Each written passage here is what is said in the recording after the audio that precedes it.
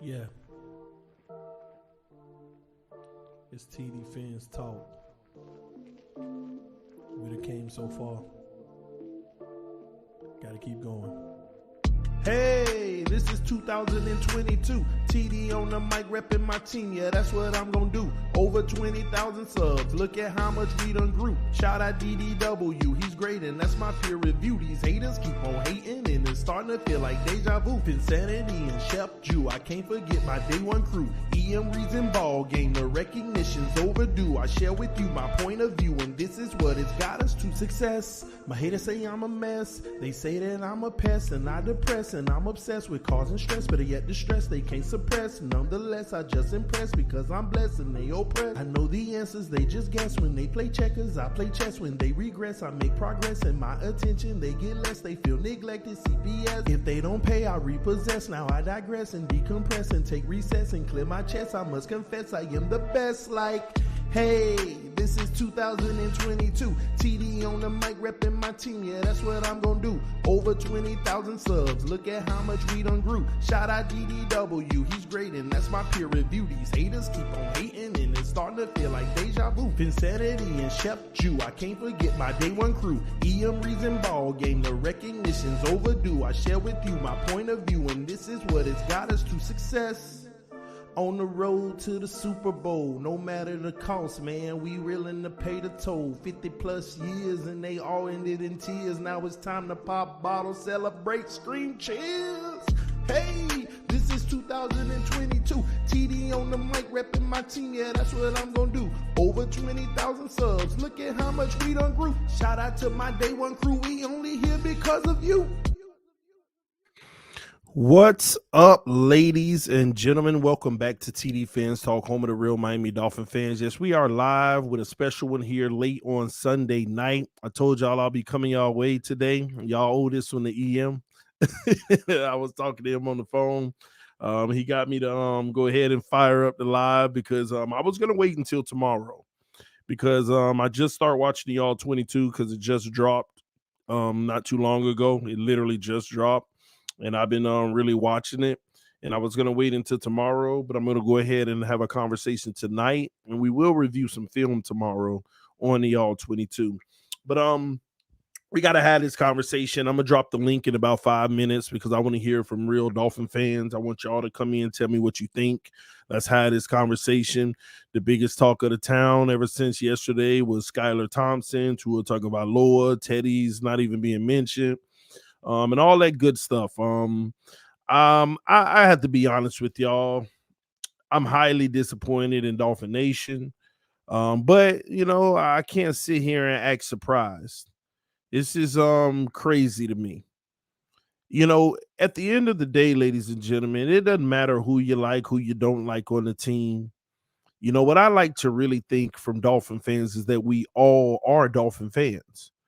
You know, we got that orange, we got that teal, aqua, whatever one you want to pick, and that white just running through our veins. And we're Dolphin fans above all.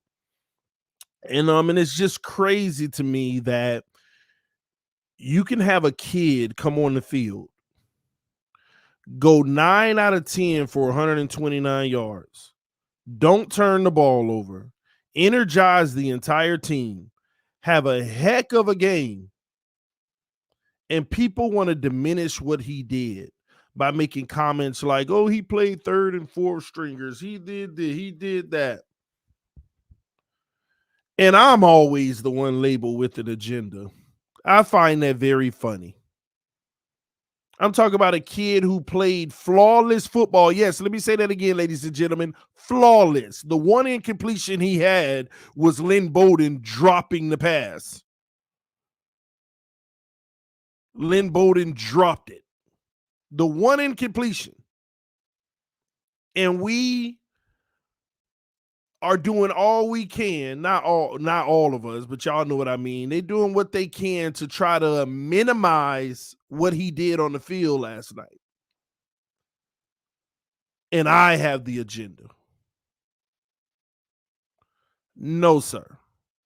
It's not going to happen on my watch. When we got somebody on this team perform as well as he did, he deserves nothing but the accolades, nothing but praise, nothing but the encouragement. Everybody say that. Why aren't y'all encouraging our other quarterbacks? But the hypocrisy just showed up. Where is the same energy? And let's go a step further, because I gotta talk about some things. It's like people always say to me, "Oh, you obviously you don't know football. Oh, you don't know football. You don't know football." People always say those things to me. Okay, I don't know football. Okay, I don't know football because I believe a kid like Skylar Thompson deserves an opportunity to take a franchise. He was a 7th round pick, bro. You don't know football if you think he should have the reins. So he can't be the next Brady. Is he not allowed to be the next Brady? Now, I know those are big shoes to fill, but were they big shoes when Brady was a low draft pick? Were Brady's shoes big? Were his shoes big shoes to fill when he was a nobody? I don't get this notion. And I got to say to those people, you don't know football, because with that attitude, Tom Brady would have never been discovered. With that type of attitude, Tom Brady would have never been discovered. And maybe this is why we're in quarterback purgatory forever, because we don't know something good when we see it. Why can't Skylar Thompson be Dak Prescott? He wasn't expected to be nobody. But when his number got called, he played so well that you just had to give the kid a shot. And don't get me wrong, I ain't crazy. Luckily, an injury happened where he got to put it out on the regular season. But who's to say we can't have one of those guys? Russell Wilson. What about him? I mean, some of our brightest. They're not always first-round picks. They're not. And I'm not an idiot to think that Skylar, they may give him a shot and he bums on it. That's possibility too. But the kid has done nothing but be consistent all camp, and the most consistent quarterback in camp. I don't care who you ask, based off of what I saw, at least visiting 7 practices and listening to the reports that we didn't visit, he has been the most consistent quarterback in camp. I didn't say the best in camp. He's been the most consistent. And that speaks volumes for a quote-unquote 7th round rookie.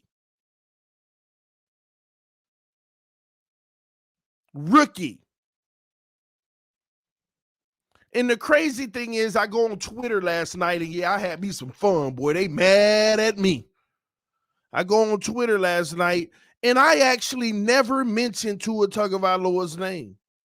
I just said Skylar Thompson is the best quarterback on this roster. And ladies and gentlemen, I troll on Twitter, but I wasn't trolling, because I truly believe it. And you can ask anybody who I talked to backstage, EM and all of them. I've been telling them that for over a week now. I don't care nothing about Tua. I've been in the league 2 years. I don't care nothing about his 70 and 80% completion games. When I look at Skylar Thompson, he is the best quarterback on this roster. Now, some of y'all may not like that. It don't make me right, but it's just what I believe. Because the kid is a baller. The kid isn't going out there fearing anything. He's out there delivering the ball and doing things that our quarterback has struggled for 2 years doing, like throwing passes over the middle, over the linebacker, under the safety, in traffic. One of the most important things you're going to have to do in this NFL. But it baffles me, this credit we want to automatically give Tua. I don't care nothing about all this stuff y'all talk about on Twitter about, look at Tua, he's making his reads now. Yeah, but is he picking the right person? I don't care if your head go like this, go like that, go like that. Most of the time, you missing that second one that you looked at.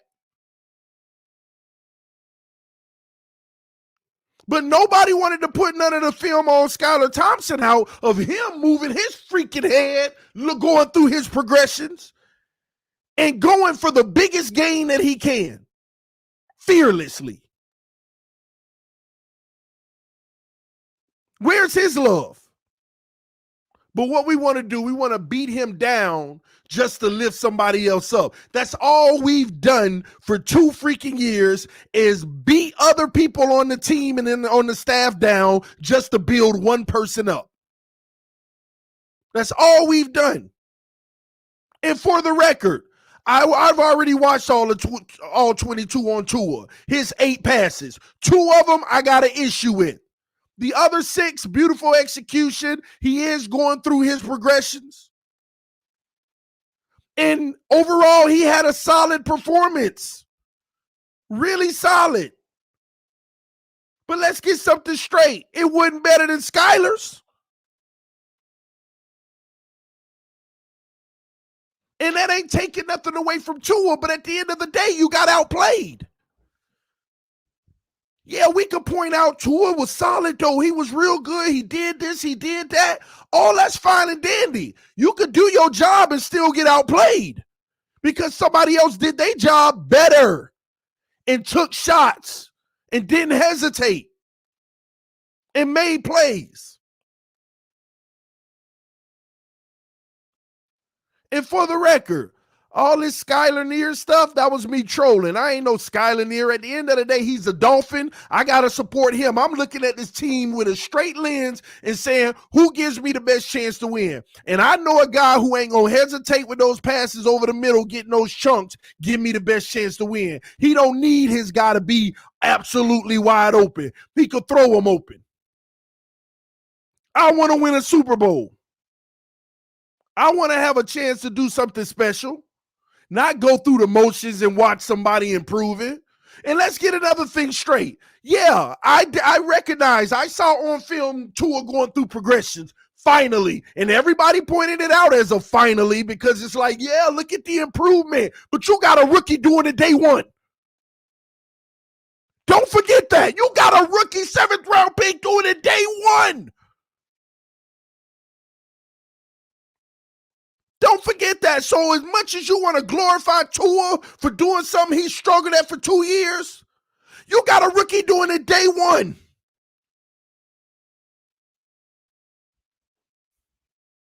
Day one.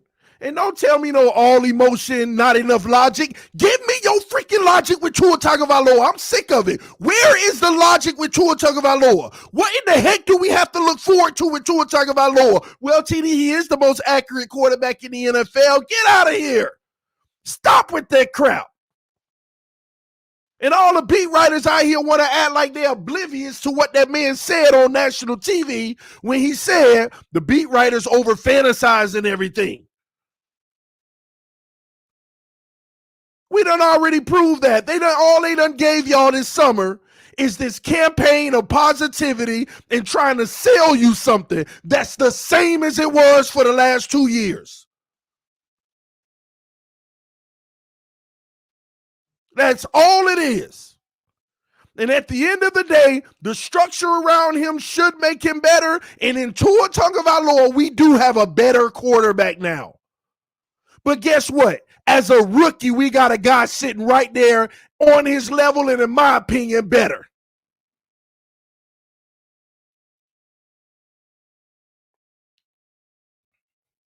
TD, all he did is play 3rd and 4th stringers. What about last week when he played the 2nd and 3rd stringers? That's all Tua did is play 2nd and 3rd stringers. Last night, Tua played the 2nd and 3rd stringers. What about the nice game Skylar Thompson had last week? We forget about that too? He looked just as good last week as Tua did this week against a quality opponent.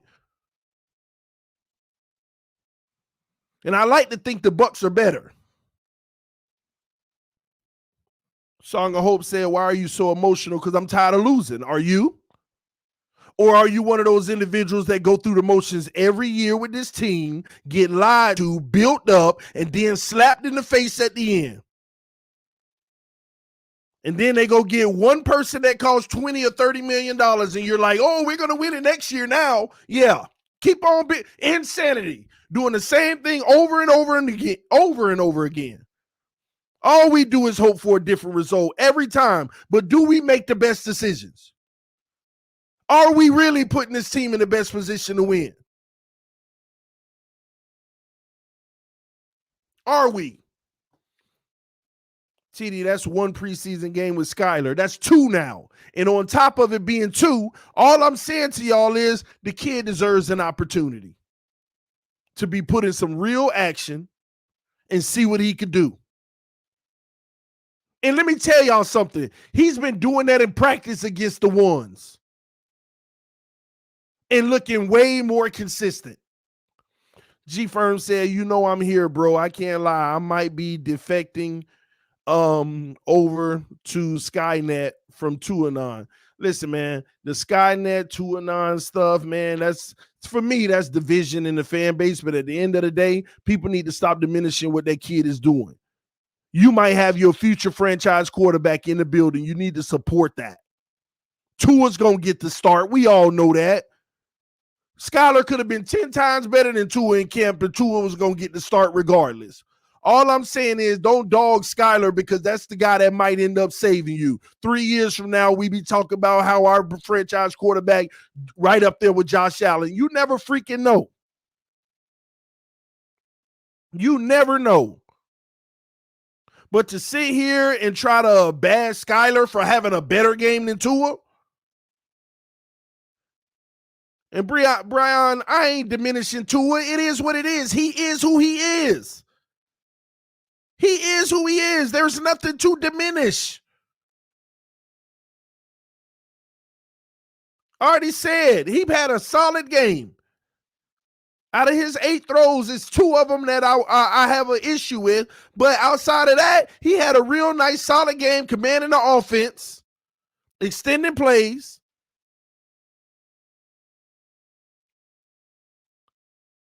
But this team ain't going to be able to afford to leave nothing on the field.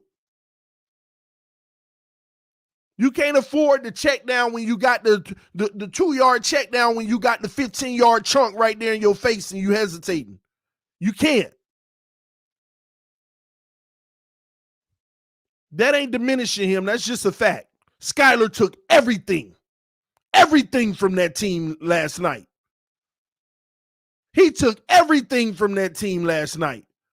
It's plays that Skylar had where he had 3 freaking checkdowns, and the toughest pass was the deep one, and he went and shot for it. He went after it and took it. Sick of this go along, get along. No, Skylar went out there and took it. Had easy 5 to 7 yard checkdowns. Nah, I'm capable of hitting this 15-yard post. I'm capable of this, and I'm going to do it. Got defenders jumping as high as they can, the ball right over their hands. Y'all saw greatness. Man, oh my gosh, and this is what upsets me. If that was Tua, though, let's swap them. Give Skylar the first quarter and give Tua the fourth quarter, and let Tua have did that and Skylar did the first. Oh my gosh, y'all will be going sicko crazy about what Tua did if he would have made those plays last night. Y'all would have literally today been talking about, man, this man done improved. Did you see those freaking throws? Oh my gosh, did you see how he put that over the linebacker? Did you see how do you see how he reading the defense? He going through his regressions? Do you see? Just take away Skylar's name and put Tua's name there and go look at the play, and y'all would have been going berserk. Y'all would have went berserk. Oh my gosh, y'all would have been like, oh man, this man up there with Josh Allen. That's what y'all would have been saying, because that's what Skylar did. It was amazing what this guy did last night. Those throws were big boy throws. Those throws when you're casual. No. Y'all saw them same throws. They were freaking dimes in traffic over the defense, in congestion.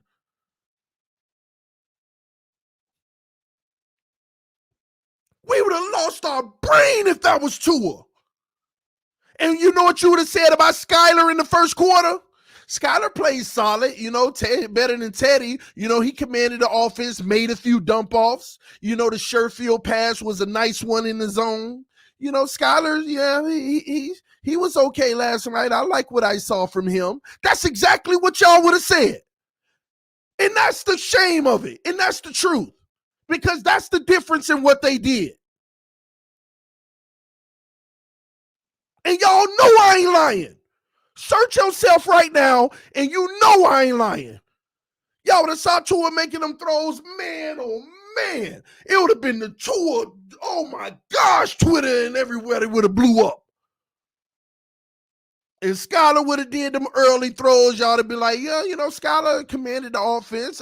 He moved it a little, It was solid. That's all, because that's all you got from Tua's performance in that offense. It was solid. They did a few good things,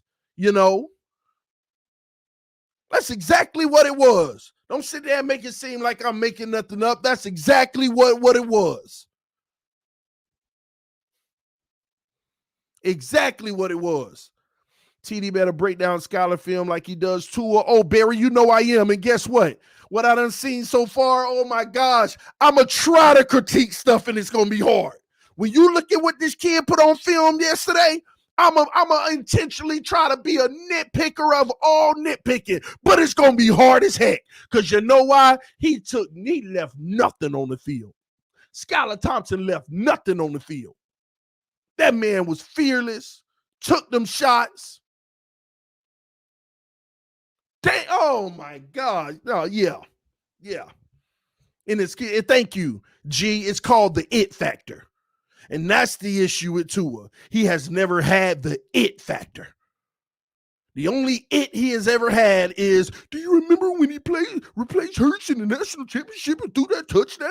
That's most of y'all still live off of that. Most of y'all, that's what y'all waiting for, that play right there. I just need that Tua back.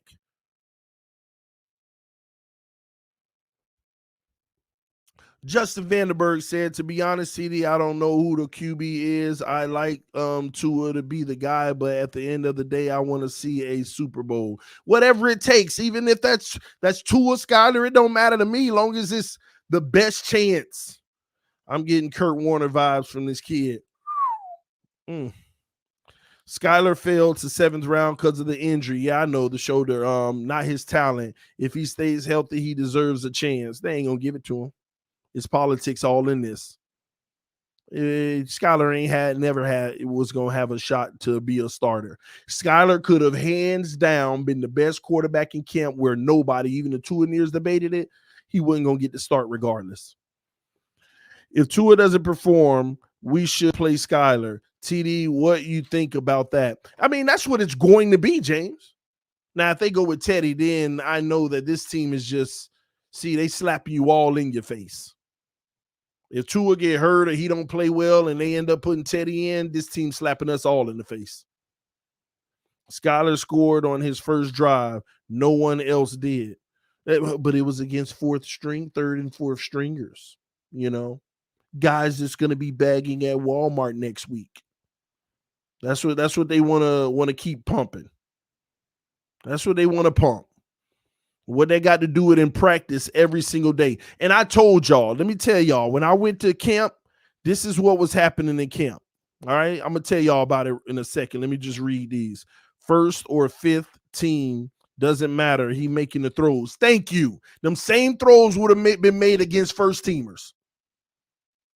Go look at them throws.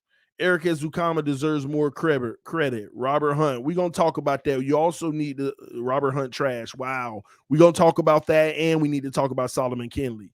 He's the one that's actually emerging. But I'm going to keep my eyes on it. I don't want to get my hopes up and jinx it. But this is what I was telling y'all in camp. Shout out to the member Joel Field, says Skylar got moxie. Thank you. Listen, this is what I'm trying to tell y'all in camp. This is why my evaluation is my evaluation. You think I'm saying Skylar Thompson is the best quarterback in camp just because of 2 preseason games? No. What happened last night doesn't tell me he the best quarterback on this roster. I've been saying this for 2 weeks now. What happened last week don't tell me that he the best quarterback on the roster. Well, the reason why I feel that way is because I've been to 7 training camps up close and personal. And I keep explaining to y'all, we don't run training camp like Tua runs with the 1s, Teddy runs with the 2s, and Skylar just whenever he can. That ain't how we run camp. All 3 of them guys run with the 1s. All 3 of them guys run with the 2s, and all 3 of them guys run with the 3s. They all play different offense. They all play different defenses levels. They all play against defense number 1, defense number 2, and defense number 3. And when I was at camp, I told y'all the reason for my evaluation is Teddy. He a 6 today. Tomorrow he a 5. Then he a 5.5. Then he a 4. Then he a 7. Then he a 6. Then he a 6. Then he a 6. Then he a 5. Then he a 4. Then he a 6. Teddy, sporadic and low. Tua was an 8 today. Highest score of any quarterback all camp. Then he a freaking 4. Then he a 7. Then he a 6. Then he a 6.5. Then he a 5. Then he's a 8 again. Then he a 4. Tua has had the best day in camp so far out of all quarterbacks. But he also continue to fluctuate on what he's doing. Skylar Thompson, 7, 7, 7, 6.5, 7, 7, 7, 6, 7, 7, 7. That's what Skylar's been in camp. So Tua has had the highest ceiling in camp of performance. But he also had lows and inconsistencies. And Skylar's been the same guy all the way through as a rookie. And I'm sorry if I'm the guy that wants to take the consistent 7 over the guy who has a potential to give you an 8, but also the potential to give you a 4. And that's the biggest knock on Tua Tagovailoa is his consistency. He always show you he could do something, but can he do it at a high level consistently? This ain't nothing new. I've been telling y'all this for weeks now. It ain't take 2 preseason games for me to determine this. I told y'all this already. I told y'all this before the Bucks game. I said Teddy fell out of favor with me. I was one of his biggest advocates when we signed him. He fell out of favor. This ain't no ploy just because he coming out here in the preseason game, lighting it up, and all of a sudden I'm just saying, if y'all been on this channel, I've been saying this for weeks now. You think I was surprised that Skylar came out and did what he did? He drops the best balls in practice. Pause. You hear these beat writers in practice? Man, this kid, Skylar Thompson, his arm is just so lively. That's their low key. I can't rave about him too much because that'll make it seem like a controversy. I heard Omar last night. He said a commentator said, oh man, they're going to have a tough decision about this roster with quarterbacks. And Omar said, well, little did he know Skylar made the 53 2 weeks ago, which ain't in stone, but the beat writers know Skylar making his team. You think a rookie, look, I want y'all to think about this. Tua's your starter and Teddy's your backup where you're paying all that money to. For your beat writers to truly know deep down inside 2 weeks ago, Skylar making this team, they don't tell you nothing. They don't just do this for a guy that's just as good as a backup. They see a guy that they believe could actually win them some games.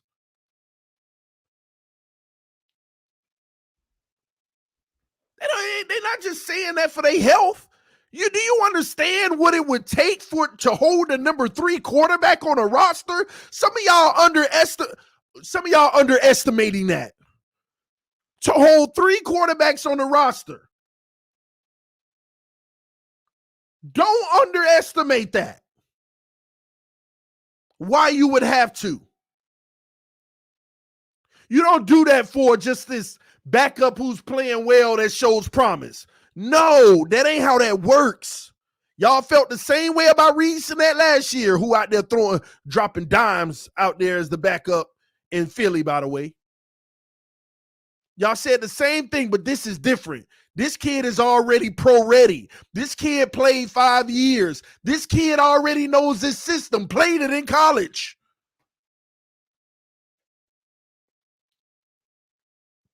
We just overlooking it because of the Tua factor. That's it. People so gung-ho in they self about the Tua factor that, let me tell y'all something. Patrick Mahomes could come to Miami. Like, say Patrick Mahomes was in Miami, but we didn't know he was the Patrick Mahomes, right? And Patrick Mahomes could be lighting it up just like Skylar, which is Patrick Mahomes like as far as his execution the other night. And y'all would still be acting like this. Because, he's a rookie. And Tua's been through more. He's just been through more. Come on, man. The debate should be Skylar winning the QB spot. No, it shouldn't. No, it shouldn't. See, that's something that we need to stop doing, trying to limit people. See, the problem is we just automatically want to give Tua the starting position because we know that he's going to be due to politics. But Dolphin fans, we have real conversations over here. If they put him on practice squad, he gone. Oh, yeah, of course he gone. McDaniels needs some of this heat. That's 2 iffy calls in 2 games. You're right about that. I forgot about the Bucs one, but you're right. You're right about that too. We'll get to McDaniels. Stop it, TD. You getting out of hand. Y'all got to tell me how. Y'all got to tell me how I'm getting. Y'all got to come on here. I'm dropping the link right now. You got to come on here and tell me how. Where I'm losing my marbles. And I very well may be. But just I only want you to come on here and tell me where I'm losing my marbles. Just tell me where I'm losing my marbles. Everybody who agree with me, I'm going to get to y'all later. But first, tell me where I'm losing my marbles. Only people that disagree, I want you to come through and tell me where I'm losing it. Please make your case. It's a shame everyone has to mind their P's and Q's just so they don't create controversy. They are catering too hard to Tua. Everyone knows the truth. It's sad, man. It really is. It truly is sad. And again, I know a lot of y'all are backstage right now. I already got 7 people. I'm called first. I am going to call on everybody to join. But first, I want the people that's going to give me a compelling argument of why I'm tripping right now. Everybody else, don't even follow the link yet. Don't even follow the link yet. Only the people who disagree at this time. I want to hear from you. I don't know it all. This is just how I feel, but I want to hear some other perspectives. Please, those who are backstage, please tell me you got a different perspective. Okay? Because some of y'all going to come on and be like, I totally agree. No, I want to hear some different perspectives. And then I'm going to bring everybody on that may agree. So if you backstage and you agree with me, just leave real quick. Leave. You can come back later. I'm gonna bring you back up later. The guy had 2 decent games against third stringers. Let's pump the brakes just a little bit. So what? Third stringers, they're players in the NFL. So what did their third stringers? Why do I have to pump the brakes? Now it's time to get him up there with the first stringers and see how he do in the game. That's what it's about. You don't need to pump the brakes. You need to go foot on the gas and let's find out if he can handle even more. Because Tua ain't showed you nothing in this new system. He ain't played no first stringers yet. Tua ain't played no first stringers. Certainly not in this new system. Sammy, man, Talk to me, man. Where am I losing it, bro? I just want to know what take are you like saying first? That Skylar should be the starter or a different one? No, the kid deserves an opportunity. I feel like he's the best quarterback on this roster.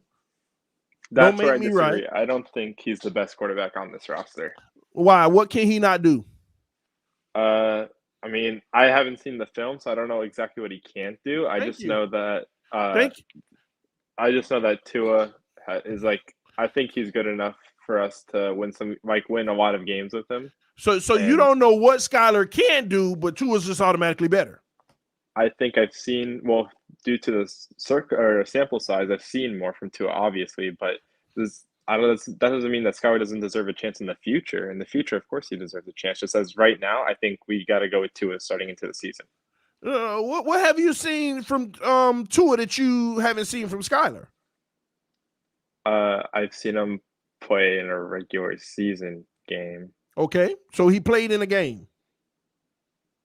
Yes, Is that but so that's the end all be. So let me ask you a question. If Josh Rosen was here as our starter right now, so are you telling me that Josh Rosen's better because you've seen him in a regular season game?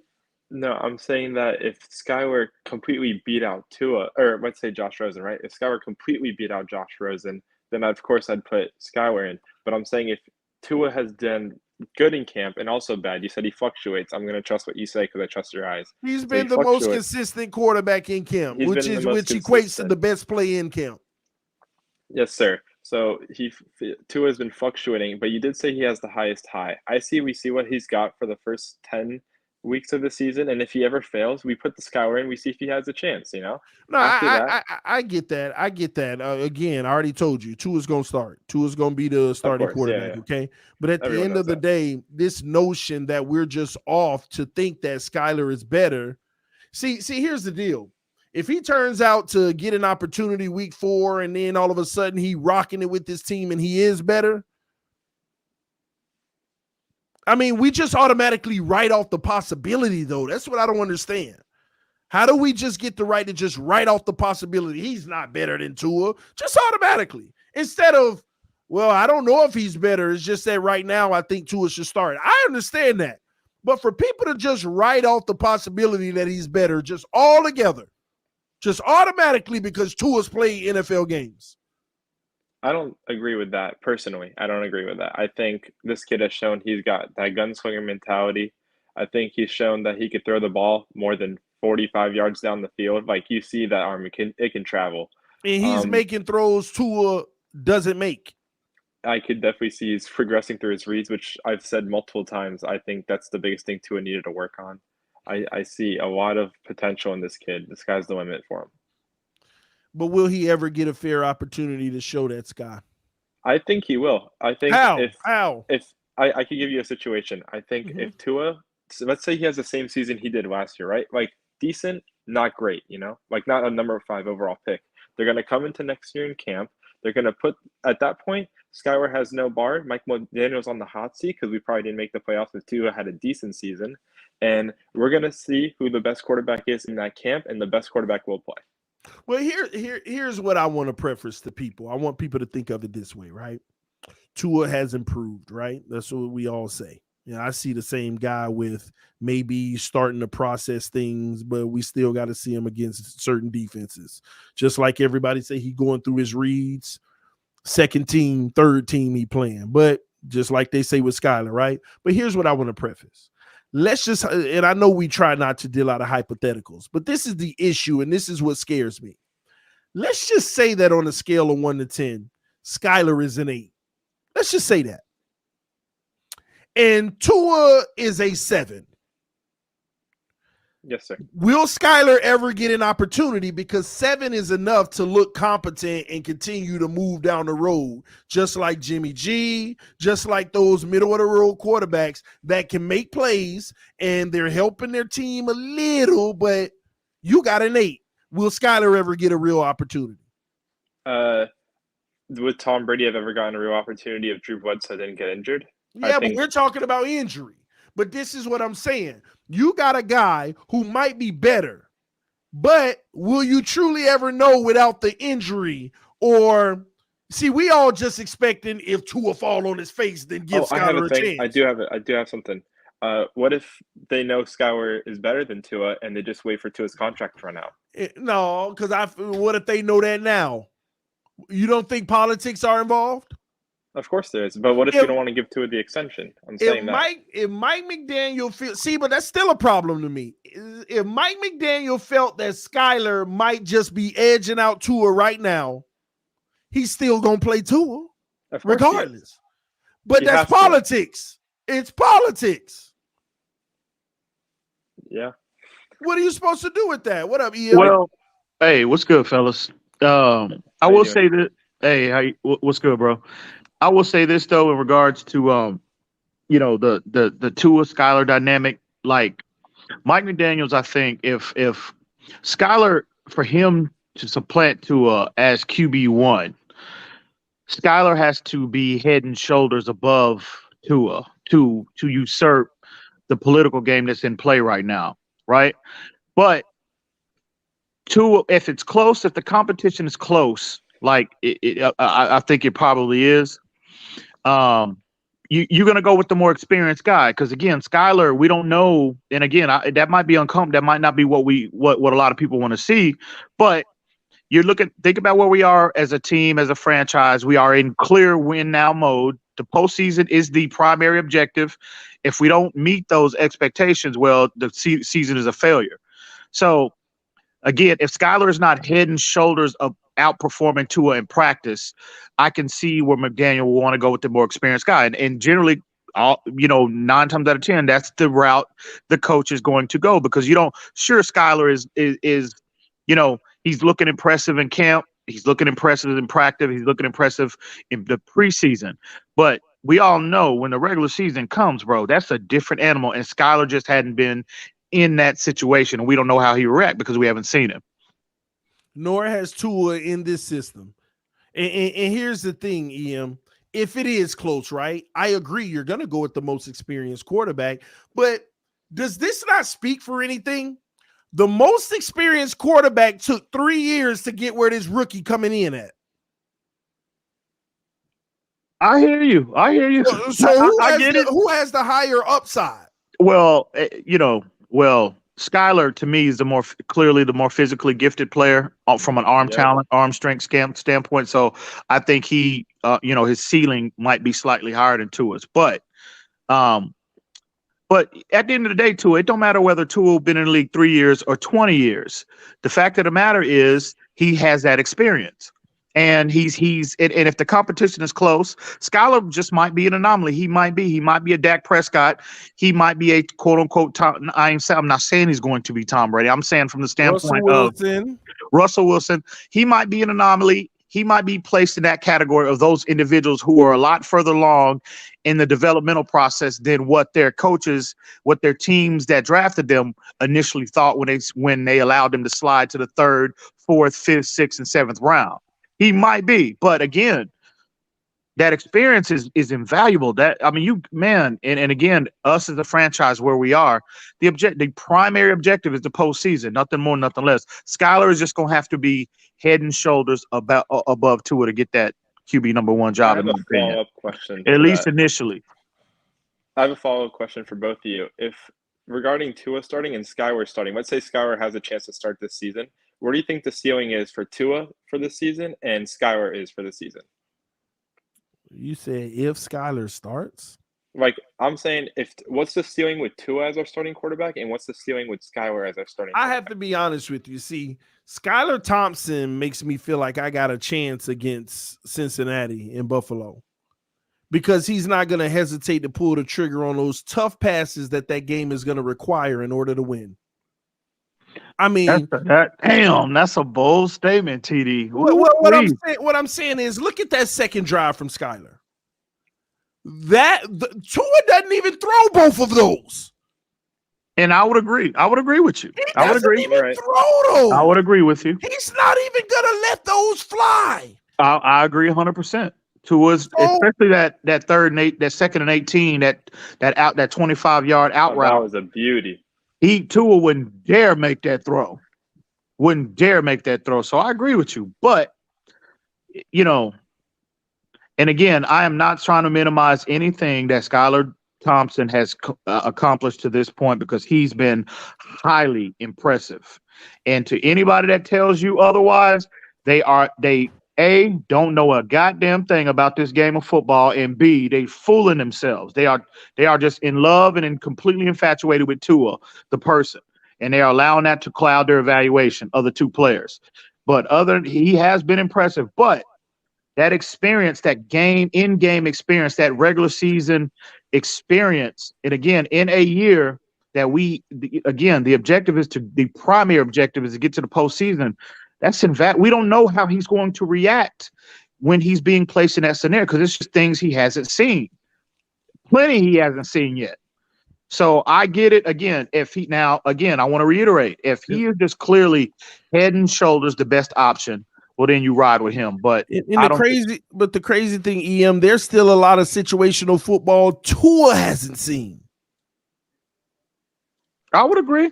There's a lot that he hasn't seen. I would agree with that. And when has he ever kept up with the big dogs of the league? Tell me the game. I would agree. I would agree with you 100%. But at least with Tua, at least we know what his floor is. And obviously his floor, and hang on, TD. And obviously Tua's floor, we have proven that we can win games with his floor. We don't know what Skylar, I'm talking about in-game, in an actual in-game live, when the bullets are flying type scenario. We have no idea what his floor is going to be or his ceiling. We can speculate and project all day based off what we've seen, but we won't know until he's being placed in that situation. That's all I'm saying. Well, what I feel like we do know is that he's going to be calm and poised regardless of the circumstance. 2nd and 18, no problem.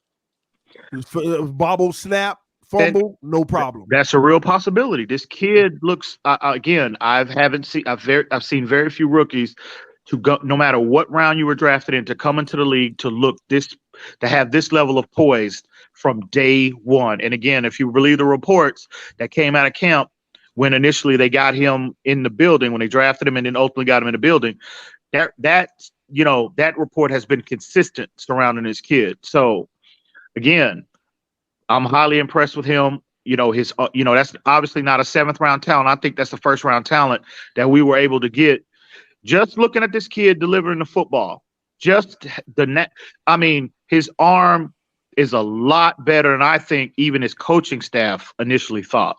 And I had this conversation with Reason earlier. I told him, I said, I think when you look at him and Kenny Pickett, go back and pull up Pittsburgh's tape and you evaluate players from a talent standpoint. His talent is on the level or maybe even exceeds that of Kenny Pickett. And Kenny Pickett was the number 1 quarterback taken off the board in this year's draft. So potentially, I think we could be onto something here, because you look at the mental application that he has consistently from OTAs till now put on tape, and then you combine the physical traits, the arm talent, the plus arm talent that you need to be able to threaten all 3 levels of the field consistently. Skylar's checked those boxes. And again, there's a lot more development that needs to come with that. And again, I'm not anointing him anything, but every time we see him, he's checking those boxes off, and he's making it. He's already brought the conversation, obviously forced his team to carry 3 quarterbacks on the roster. He's already made that extremely difficult. But I think the next hurdle is because I think he's clearly QB number 2. But that next hurdle in terms of the Tua and Skylar dynamic, I think that conversation, based off what we've seen, is going to be here a lot sooner rather than later. I got to go off of something you said, EM. You said something about Tua's floor. We know what Tua's floor is, and we can win games with that. Tua's floor is the Tennessee game, and we can't win games with that. Definitely not playoff games. No, that's not his floor, because Tua hadn't performed every game we've seen him as a player in the National Football League to that level. He's played better than that. But he can play like that. Well, but that's been his worst game. Do you agree with that? In EM's defense, he's played like that against the Saints as well, and we won. It's that floor might not get us past the best teams. Yeah, but when it's cold weather, no thank you. That It's a floor different can guy. get us past a lot of teams, especially Buffalo. the lower echelon teams. It's Yeah. not going to get us past Buffalo. But No, it's not. Well, no, Denver. no, And no, I'm and no not. one, and this is something that is driving me crazy. it's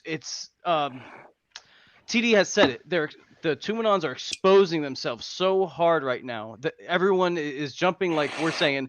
Tua's out, Skylar's in. No one is saying They're that. scared. They're scared. No one That's is why. saying that. They are shook. They're They are scared. That's why. shook. Because they see how talented he is. That's what it is. One place where his receiver can get it. That's talent. In the You know what? defender's back Talent, turn. man. Hey, you know what? If Tua is in that same scenario, the ball He's is not a lot. doing that. The ball hangs in the air. It's a lot shorter, and it more likely gets picked off. Yep. Or it's a sack. Or it's a And sack. he just won't throw it. Yeah. That's where the talent. That's where like I said, that's not a 7th round talent, bro. From an arm talent perspective, that's not a 7th round talent. Game management, decision making, all of it, man. And he can run too, but he's not scared to run either. We haven't seen it yet. No, No, but he we can saw it run. in the first preseason game. He ran. Yeah. can You're run. right. You're right. Nobody open, man. No. No patting that ball. But look at that guy on that He's second on 40, level. You yeah. see On the that guy on 40. the second He's level? gonna fit that Yep. right there in the middle. And look, the whole time he was looking in the middle of the field. Yeah, he could have gone across the middle. And good job by the O-line. But guess what? Guess who would have threw the number 18 already by now? Two. Yeah. Preston would have already had that ball. Ben would have had it. Now he comes back. See? He wants to make sure he can get everything he can. Now let's go back though. All right, TD, but do you You think that gotta Tua take doesn't- hold on. You gotta take that shot if it's there. Is this the same one? Yeah. Stop. See, he missed this one in my opinion. Yeah. I He can't missed see the safety. the- I can't see the safety, but to me, I gotta see this one on all 22. He should have went to Hold on. 37, but there's the safety went back to cover whoever's on the far side. Hold on. This is what I'm Oh, gonna you do. mean the linebacker? I'm gonna go to the all 22 on this. Give me a second. You think Tua doesn't make those long throws because he was damaged by his offensive line his first 2 years? He had like no time to throw. Do you think that's why he doesn't throw those? I'm honestly, bro, I have no I clue. mean, that's just a reason, an excuse. Whatever the reason is, he's not throwing it. I mean, it doesn't matter Well, what in it this- is. In this preseason game, I kind of saw him stand in the pocket and look through his reads, so I don't think that's it. He I looked think better. Yes, he looked better. But I for think the record, the main difference is it's his third year, and this is Skylar hasn't even played a game yet. You know. For the record, I looked up Matt Flynn's signing. A lot of what EM said was true. However, it says that he was brought in to compete for the starting job with Travis Jackson and the 3rd-round draft pick Russell Wilson. Well, it's that. Well, you don't give a contract of that magnitude at that time to a player. I mean, that could have been. I think a PR. I think initially that's if that is true what you're saying. And I'm not doubting you, but I mean, what else are they supposed to say? I mean, you don't give a contract to a guy of that magnitude of, the expectation is that he's just going to be, a camp body and he's just competing with a 3rd-round pick. No, you expect him to be the guy, but he clearly showed that he wasn't the more talented option. And, they quickly moved off of him. I agree with you 100%. I got no pushback for you. However, when I was talking about I never seen an incumbent starter getting usurped in practice and in preseason, and when you reference that, there There was no incumbent starter, I think is what he was about to say. Yeah. Oh, yeah. Okay. Well, I didn't read. Technically, Right. Because he was a free agent signing. yeah. I And if get that it, I article he references get it. correct, then he was brought in to compete. Which Here we go. even if it's true, like you said, it's kind of dumb if you give him that kind of money. Mhm. Well, the money wasn't astronomical. They gave him $20 million, $9 million guaranteed. That's like a fire sale type deal for a quarterback. That's Well, not at like that- I'm real talking money about for a quarterback. Well, at that time it was. Now it might not be, but at the time it was. $20 million for a starting quarterback Yeah, from I free think at that agent time. that you acquire from free agency?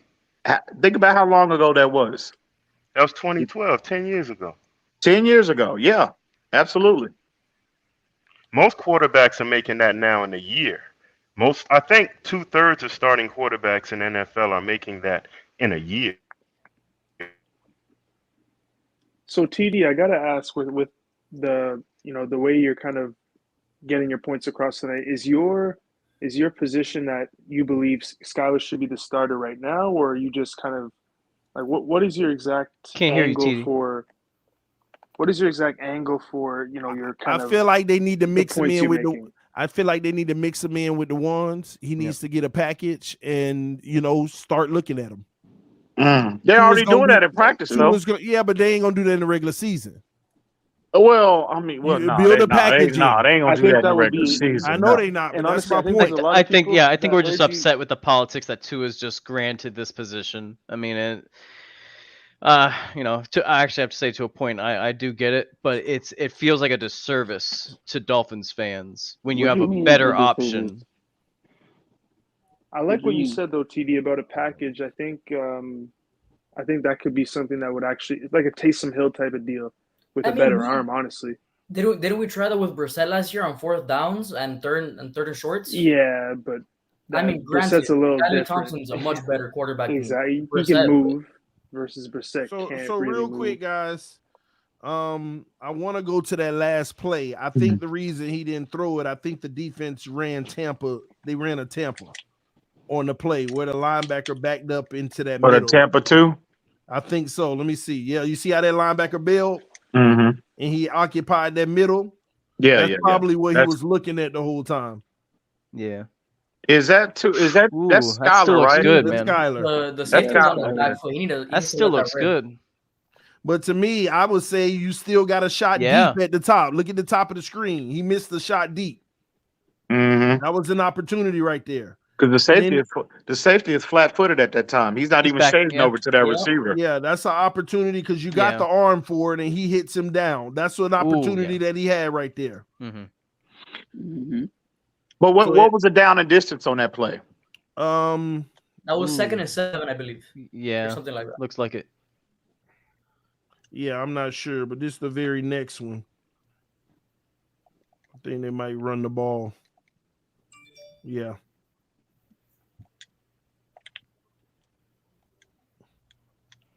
So if Like the so Daniel, open up the basically playbook.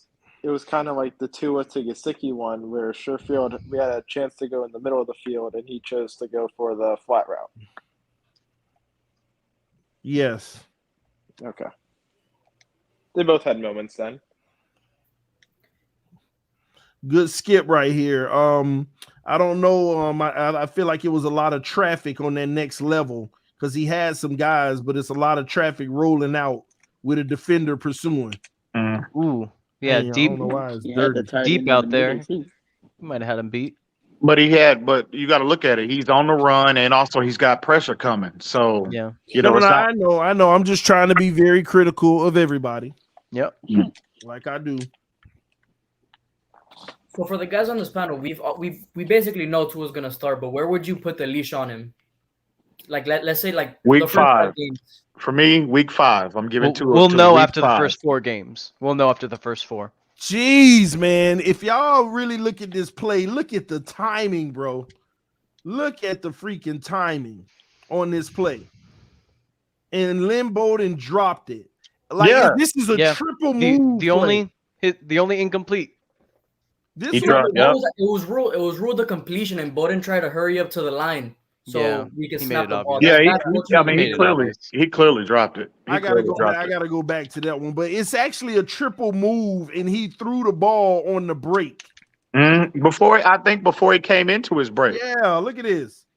Pause That's a right good here. anticipatory Bowden throw. faking the out. Right. He's faking the out, looking like the double move. Then he going deep, but he not going deep. And Skylar loading right here on the break Yep. simultaneously. Yep. Ball's And about see- to come out. Throws it. And Yep. see, TD, those are the little things that that I'm talking about. Those are not generally now. Those are not characteristics of a especially a 7th round rookie. You don't see players coming to the league with this level of poise and I mean just everything. And again, for people that want to try to minimize this kid, he has been highly impressive on so many different levels.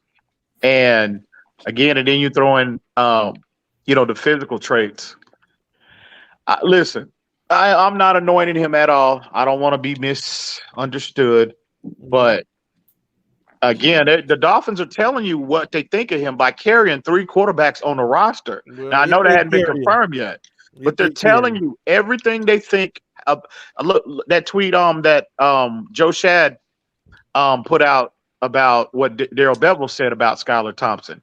He said he just looks like a player that belongs, and that is rare from a player drafted at the in the 7th round coming into the league.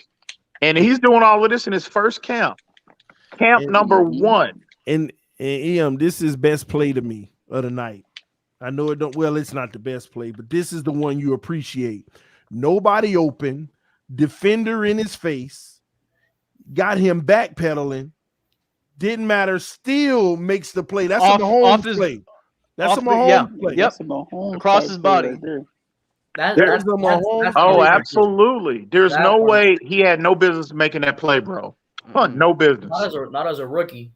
And again, having enough. Look at he's got 2 guys on him, and still had enough arm strength to get that ball because the coverage was outstanding from the defender, and had to put the ball there. And also, again, with players draped all on him, he had enough arm strength. I mean, question to the panel: does Tua make that throw, or is that a sack? He's probably rolling out to his left. That's a sack, or that's an out of bounds.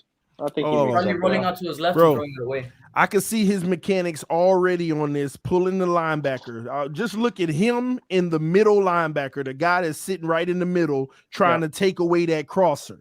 He's pulling him, and he know he want to go in the flat the whole time. This is Zakondre White. Yep. He knows he's about to go back to the flat, but look how he holds the linebacker, and the whole linebacker has White. Look at him, held him. Backing up look for at his him. head. Yep. He's already Look at his head. He's still holding him. Yep.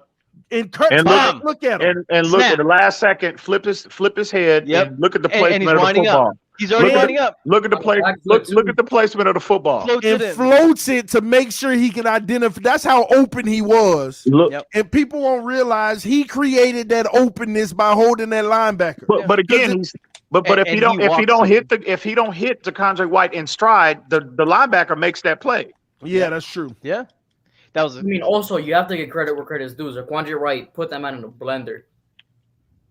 Yeah, but he had time to put him in the blender. Right. Exactly. Good play call as well. I like that play.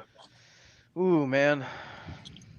Man, let me go to the next drive. Man, that's 2nd and 18. Real throws. That's 2nd and 18, man. Oh man, what my I will God. say, I was at the stadium for this game.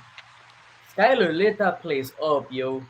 What happened that we had to go back to 2nd and 18? What was a bad snap? It was a bad snap. I'm telling you, plays like that, that's clutch, man. That is so clutch. Skylar had the place run. Every time he threw the ball, the place rumbled. It was great. Great atmosphere when Skylar was in the game. Let me go to the next I haven't drive. felt that. Yeah. All right, so okay, y'all convinced me. Start Tyler, bro. Start Skylar. No, I can't go there. I can't go there. I can't go there. I can. I'm going there myself. Listen, hey, all right. So this is so here's another thing though. This is the next drive, right? So the kid goes down there and get the whole team going crazy, and the Raiders answer. Even though it's a field goal, they answer and get the lead. And it's like, all right, can you do it again? And what defense do you got? Look like cover 2, right? Cover 2. Yep. Lord of Jesus. Yeah, that is cover 2. That is cover 2. Yep. Oh, look at that throw. Phenomenal throw. Man. That's an Aaron Rodgers special right there. That's what that Baby is. Aaron Rodgers. Baby Jesus. I don't even know what we're talking about, man. I don't even know what the conversation's about. Skylar Thompson's quarterback 1, and we all know it. I don't know what y'all. Man, come on, man. My argument against Skylar being quarterback 1 is you go with the guy with the higher ceiling. If he doesn't live up to it, then yeah, fuck it. Throw Skylar in there. Hey, look, Tua could be his backup. We ain't got no problem with Tua. And this is a cover 2 beater though. Because you got it on both sides of the field. You got the post. But bro, look at the sandwich though of the defenders. The defender leaves his feet. See how he left his feet? Yeah. That's what you call a dime. Yeah. Leaves his feet and puts it right on the money. If he's not able to get that level of velocity on that football, people don't realize how difficult to throw that is. To throw 25 yards down the field outside the numbers with timing and accuracy like that. If the ball just hangs in the air, if the ball just hangs in the air just a second, that defender probably can make a play on that football. Absolutely. He's ready for the pro offense. The too. next throw. He doesn't have to next sit in throw is this even RPO better. we do. This is the next throw. Now you got the safety who creeps up. You got single high, and it looks like man, but it's not. And look at Skylar. He looking down the middle. He not even now. He looking at bro. Look when he about to release the ball. You know who would have already threw that in the flat? Tua. Bro, I'm serious, EM. I'm not even laughing.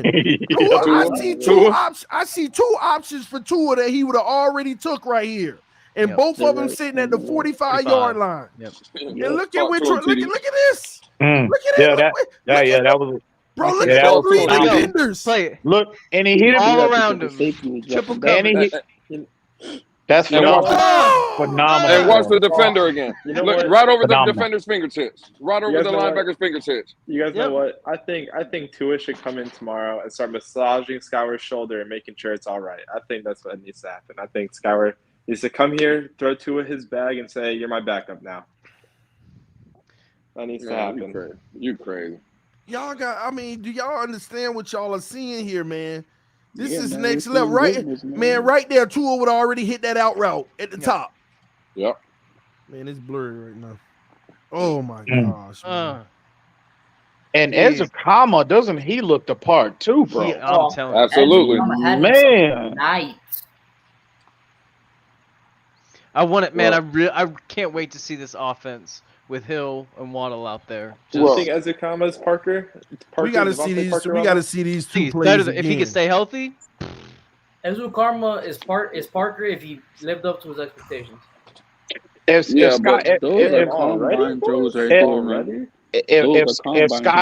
Skylar continues to make, in terms of his decision making and him seeing the field, if he continues to be this consistent, and God forbid something, knock on wood, something happens to where he is put into the starting lineup with the number ones consistently, Tua will never see the field again. Tua will never see the field again. As a Miami Dolphin. I think you're right. Could you imagine? Tua will never see the field again as a Miami Dolphin. Yeah, it's a wrap. Yep, it's a wrap. And that's really possible in the first 4 weeks for that to happen, considering who we're playing.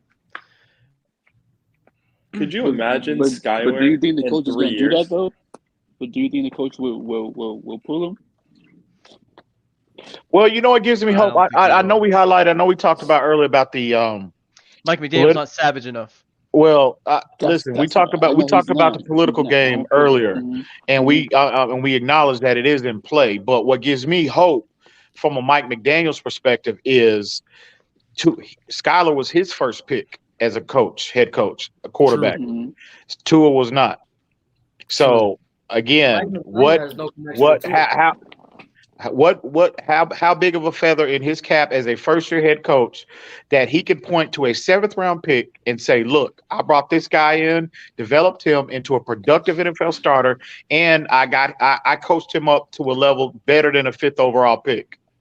Who's going to look who's really going to look like a genius in that scenario? Yeah. Right about that one. I think that we also have power too.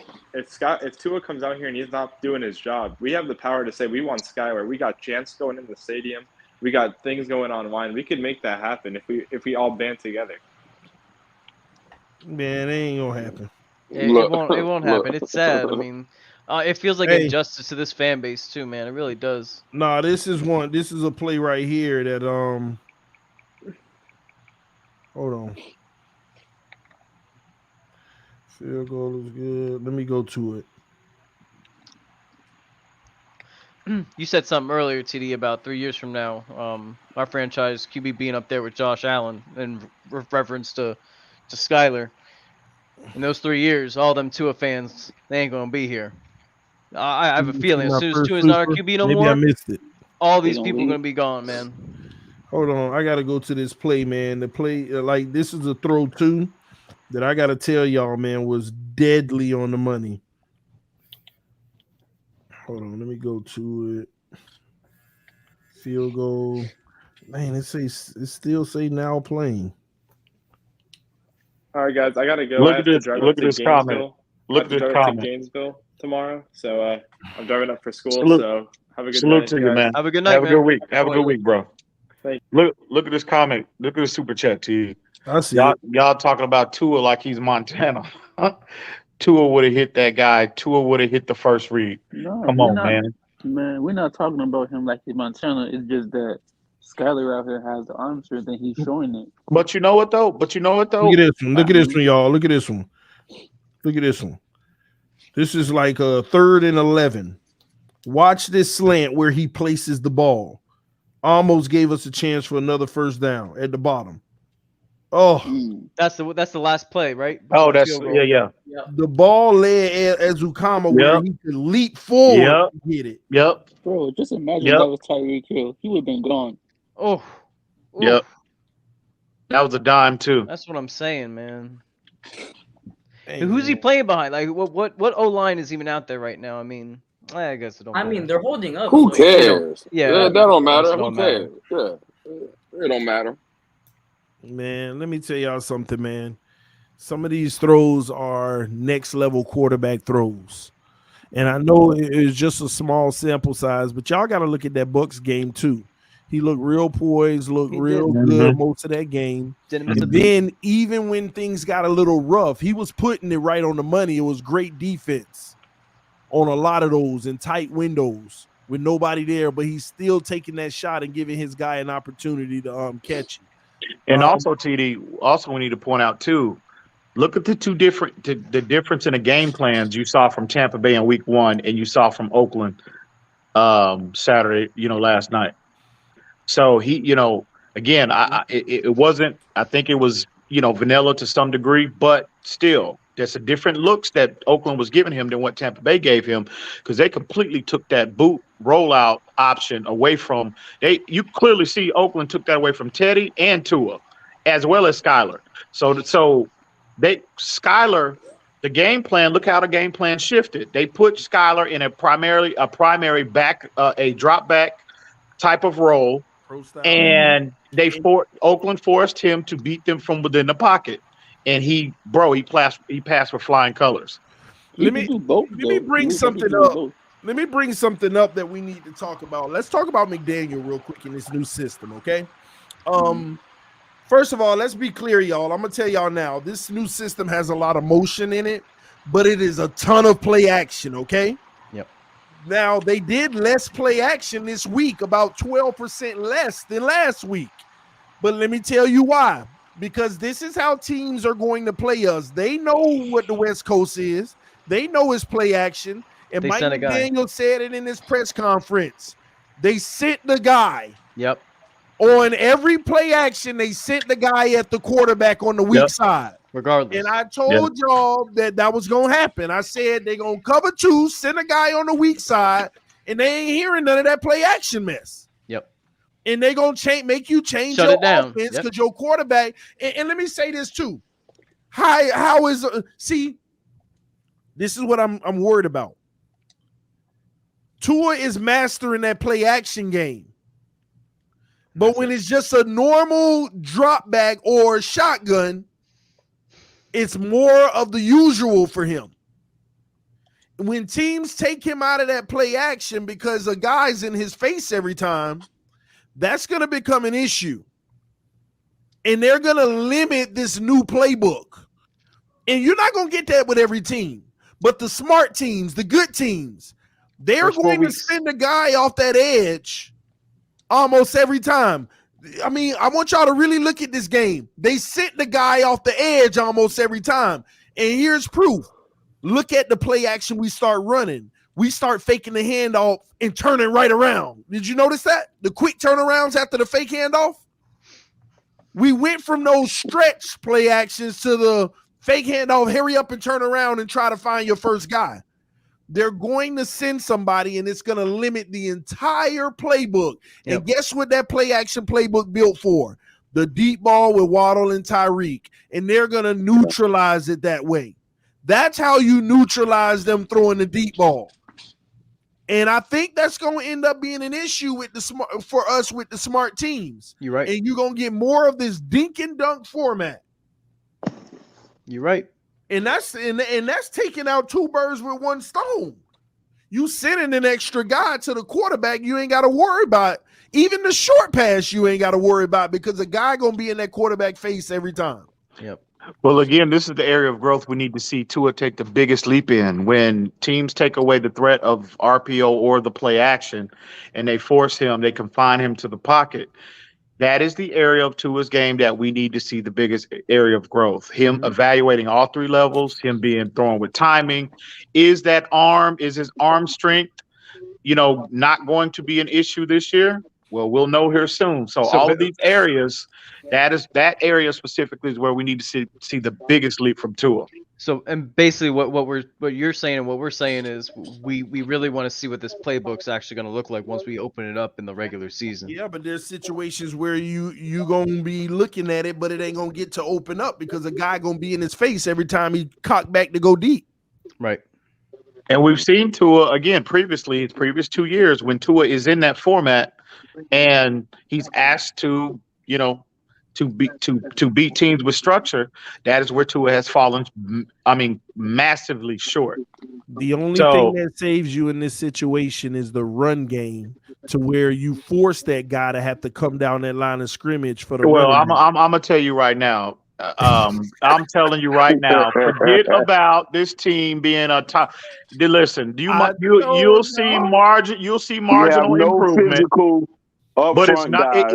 The run game is not going to be to the level to where we can just lean on, even with him, to where we can just line up and lean on that as it and really, really, really force teams to account for it. No, I see marginal improvement, but it's not going to be to go from the 32nd ranked team to 10 or even 15 to even after. Yeah, we're going to be 23, 24.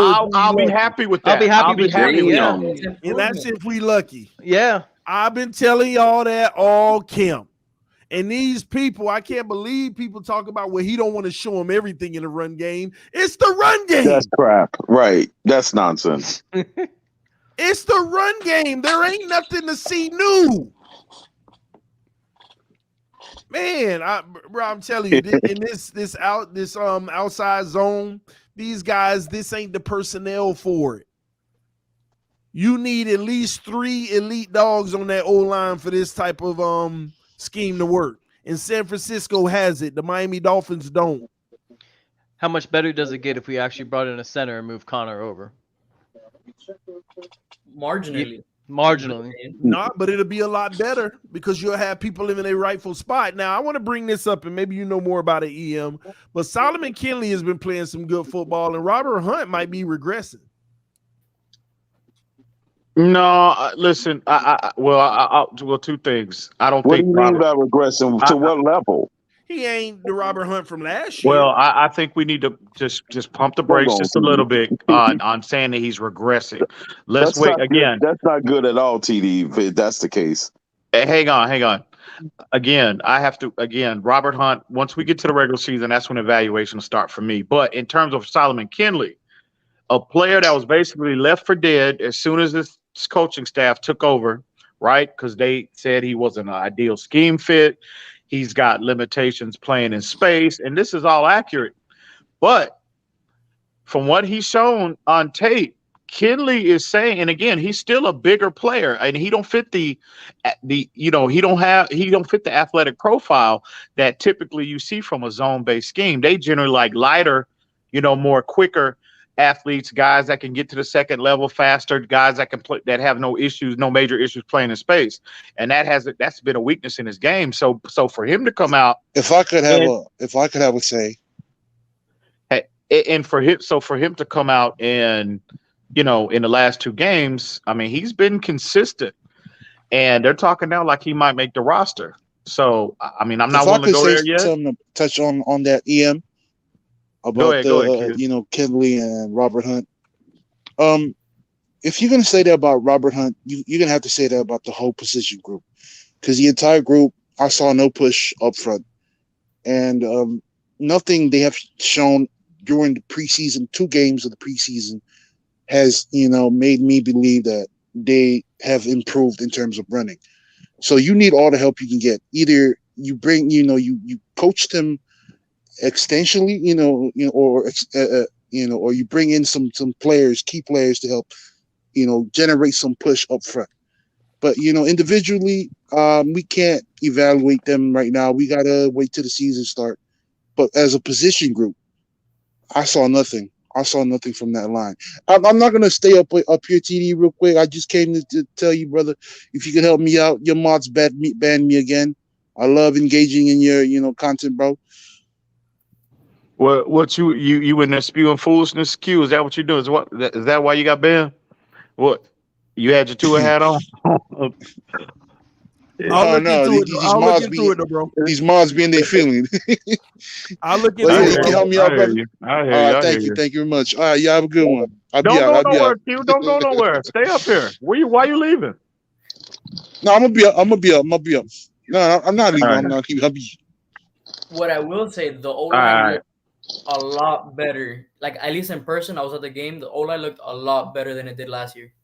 At least in pass protection. Yeah, pass protection. I was going to say, yeah. From pass protection, they seem to be even the second unit seemed to be holding up, a lot better than what we saw last year. So that's encouraging. But Kenley, from a pass perspective, he might be, to this point, at least in the preseason, he might be the most consistent player that we've had, bro. I don't think he's giving up a pressure. I think somebody tweeted that out last night. So I think that was Travis Wingfield, or maybe giving up one pressure, maybe. So I don't know, man. We'll see. Now, do you think that's a result of the scheme change, or is that a result of the new coaching that's been brought in with Frank Smith, with Applebaum, all these people that are known to have good offensive lines? I think it's coaching. I think it's both. I think it's the player, really attacking his preparation, and I think it's coaching. It could be coaching as well. Right. Yeah, correct. And that's one of the main concerns, because the point of emphasis that Mike McDaniel has been, he's been saying for a multitude of times before preseason games is they were trying to establish the run. And so that's what I was looking for. And I saw no push up front. And despite, some of the running backs, some of the young guys getting in reps, despite them having, no room and trying to make a way for them a running lane for them to run through, that O-line still hasn't shown nothing. So it's one of the top concerns, for any type of offense you're trying to generate. You're trying to generate production in the offense. You need to get that run game going, and that starts up front. 2 things I wanted to bring up for y'all to talk about. Y'all give me y'all thoughts on it.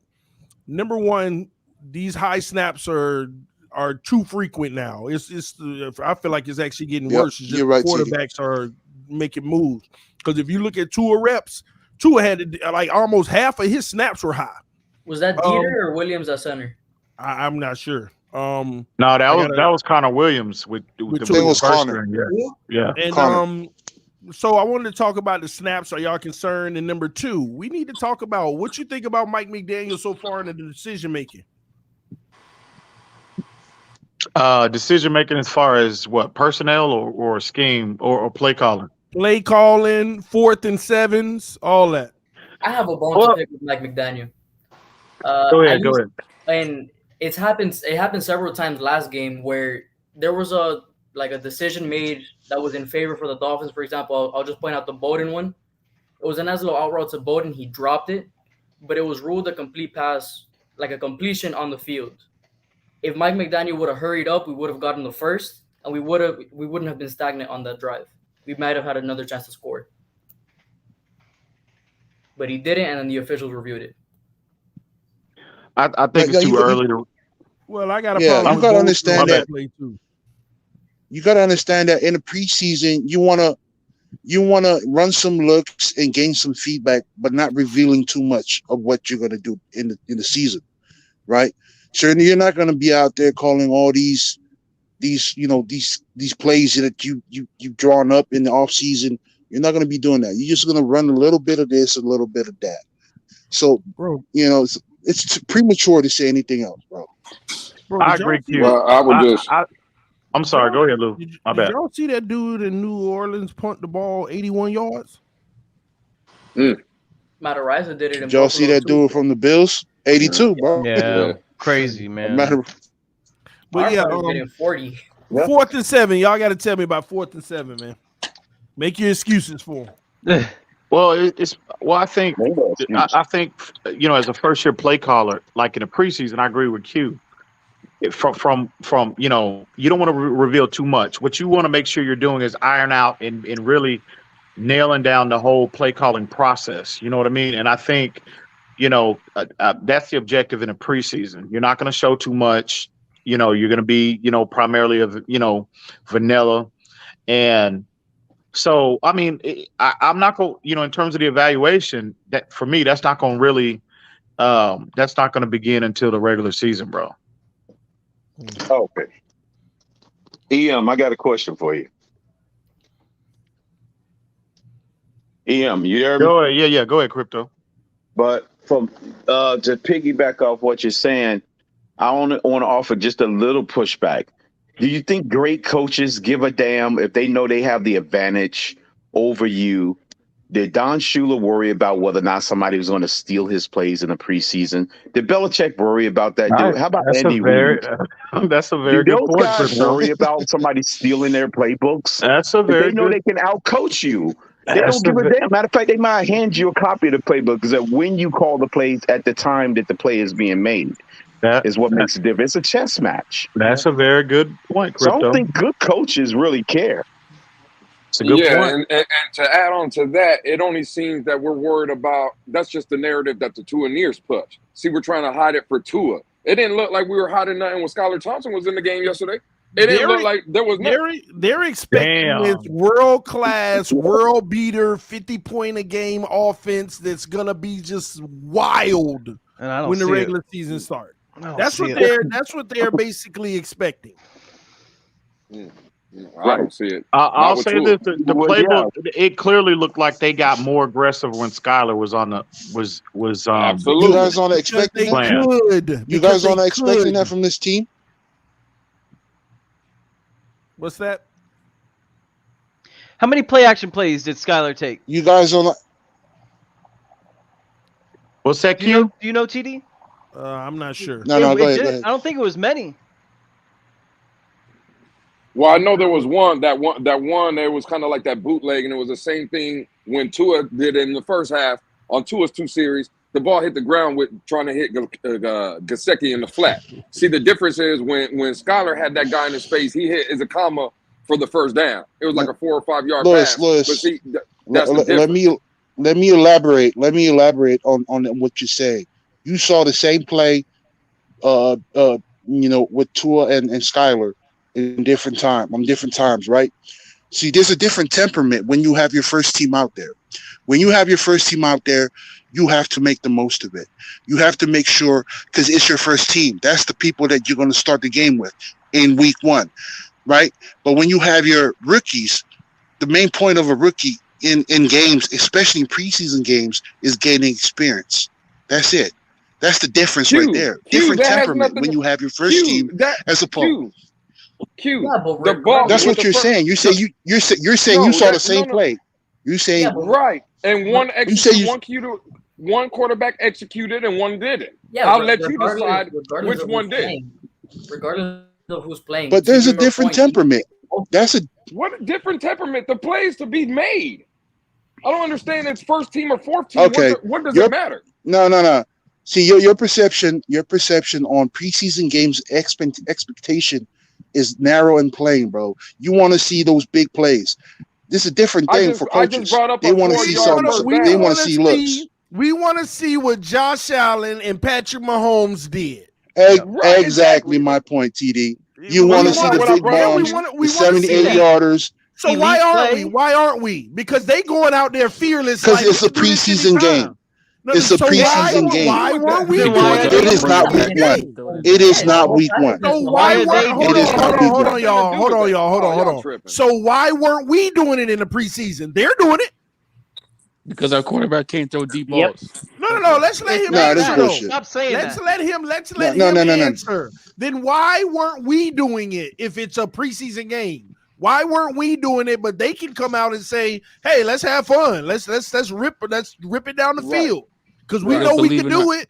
They don't believe some. You know what the difference is? You know what the difference is? Execution. Talk to me. Okay.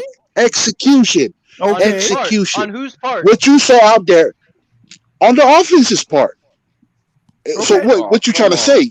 On Tua's part? On Tua's part? I mean, he's a part of the on the offense's part. He's a part of the exactly, but he's not the only one on the offense. He's not the only one on the offense. No. All right, but regardless. So don't please miss me with that BS, bro. He's the one pulling the trigger. But what happened with Skylar? So no, hold up. I'm addressing. Hold up. Was that a different offense? Hold up. I'm addressing Lewis. Hold up, bro. I'm addressing Lewis's point when he said he saw the same play that Tua's out there, and he saw Skylar made the same play. Right, but let me tell you, it's a different. Hold up. It's a different temperament. When I say it's a different temperament, you have your first team out there. Your coach is going to try to run some looks off of that because he wants to make sure that everything is down pat. When you have your rookies out there, your coach is not looking for looks. He just wants them to gain some experience. Go out there, make some throws, get your confidence up. That is the difference, bro. That is the main difference. You take it easy. Is that what you're saying? Is that what you're saying? No, make Daniel Totua run this look, see what you see, and then give me a feedback. That's exactly what McDaniel said. So now we got a Flores situation. Now he's telling Tua what to do now too.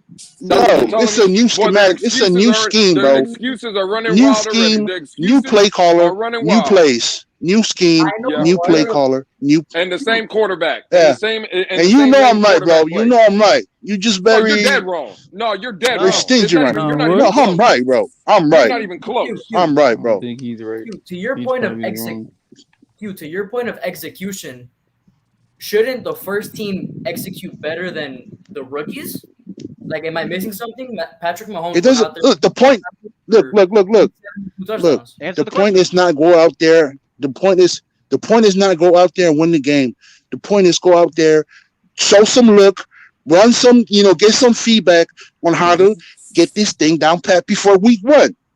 So execution and repetition. Execution and repetition.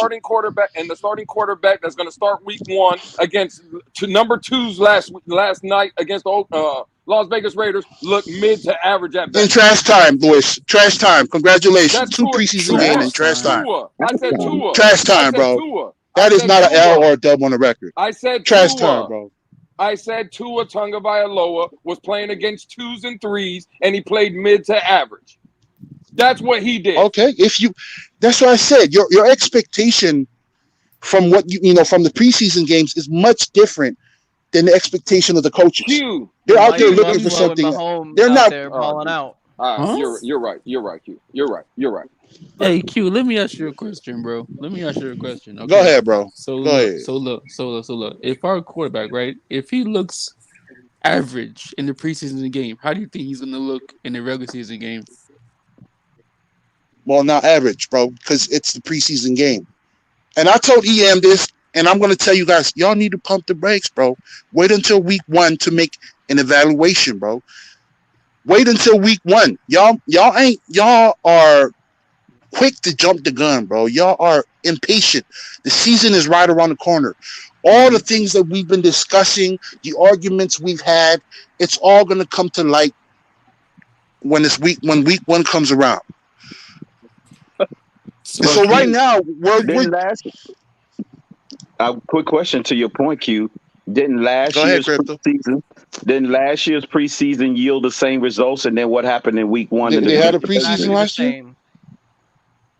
We had the same spotty results in the preseason I don't last remember. year, and it almost cost us game one in the last year. I don't. Exactly the I don't same. remember The same preseason mantra, last season. the same Exactly the tropes was being same. put. It's only preseason. We're having bad preseason game. It's raining. Oh, it's only raining. 6 interceptions don't mean nothing. But guess what? We almost shit the bed. And excuse me, TD. We We lost almost 7 in a crapped the row. bed in that New England game. If it wasn't for X, we would have crapped the bed, and there would have been 8 straight losses coming out of the Wait, gate. hold on. Can Because we somebody don't want to confirm take that? preseason Because I don't serious. remember.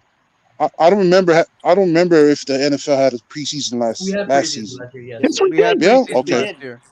I don't remember. You talking about 2020? I'm talking about last year, 2021. We did have preseason games. Yeah. I don't remember.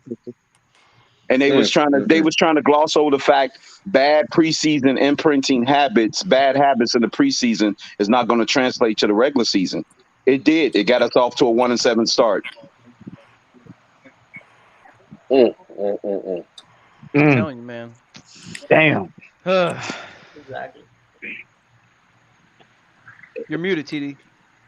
All I know is Skylar Thompson, the best quarterback on the roster. That's a fact. That's a fact, TD. That's a fact. I can't Listen to all these Skylarneers. I can't co-sign that right now. Dolphins fans. Get it right. We Dolphins fans. Y'all need to pump the brake, Hey, bro. it don't make Y'all you going right. to church for this kid, bro. It And don't y'all make put you- us to it- in the ears. Hey, No, we Dolphins fans. but I'm Hey, just saying. flip it. Hold up, real quick. Let's look at it from the Skylar Nears point of view. Let's flip it. If Tua had Skylar's game and Skylar had Tua's They game, they would have been ready to put. They would have been ready to put him in the Hall of Fame. Get his. Build a statue. Get They his would have built a statue. Hey, I won't lie. I won't They'd have been lie. ready to put I him in the won't Hall of lie. Fame. I won't lie. And Q, you I'm know gonna that. rub it in you guys' face. I'm And gonna Q, rub it you in know you guys' damn well face. that's true. You know damn well that's true. I'm gonna rub it in your face, but Listen, that's they not would've built a the fact of the matter is. The fact of the matter is, it doesn't matter. It's preseason, bro. You gotta wait until week 1. Because at the end of the day, there is no QB battle. There is no QB battle. If that was Tua, if it was flipped and that was Tua, and we were telling y'all, well, let's just wait till the regular season. Y'all have been calling us haters, bro. Y'all been calling us haters, bro.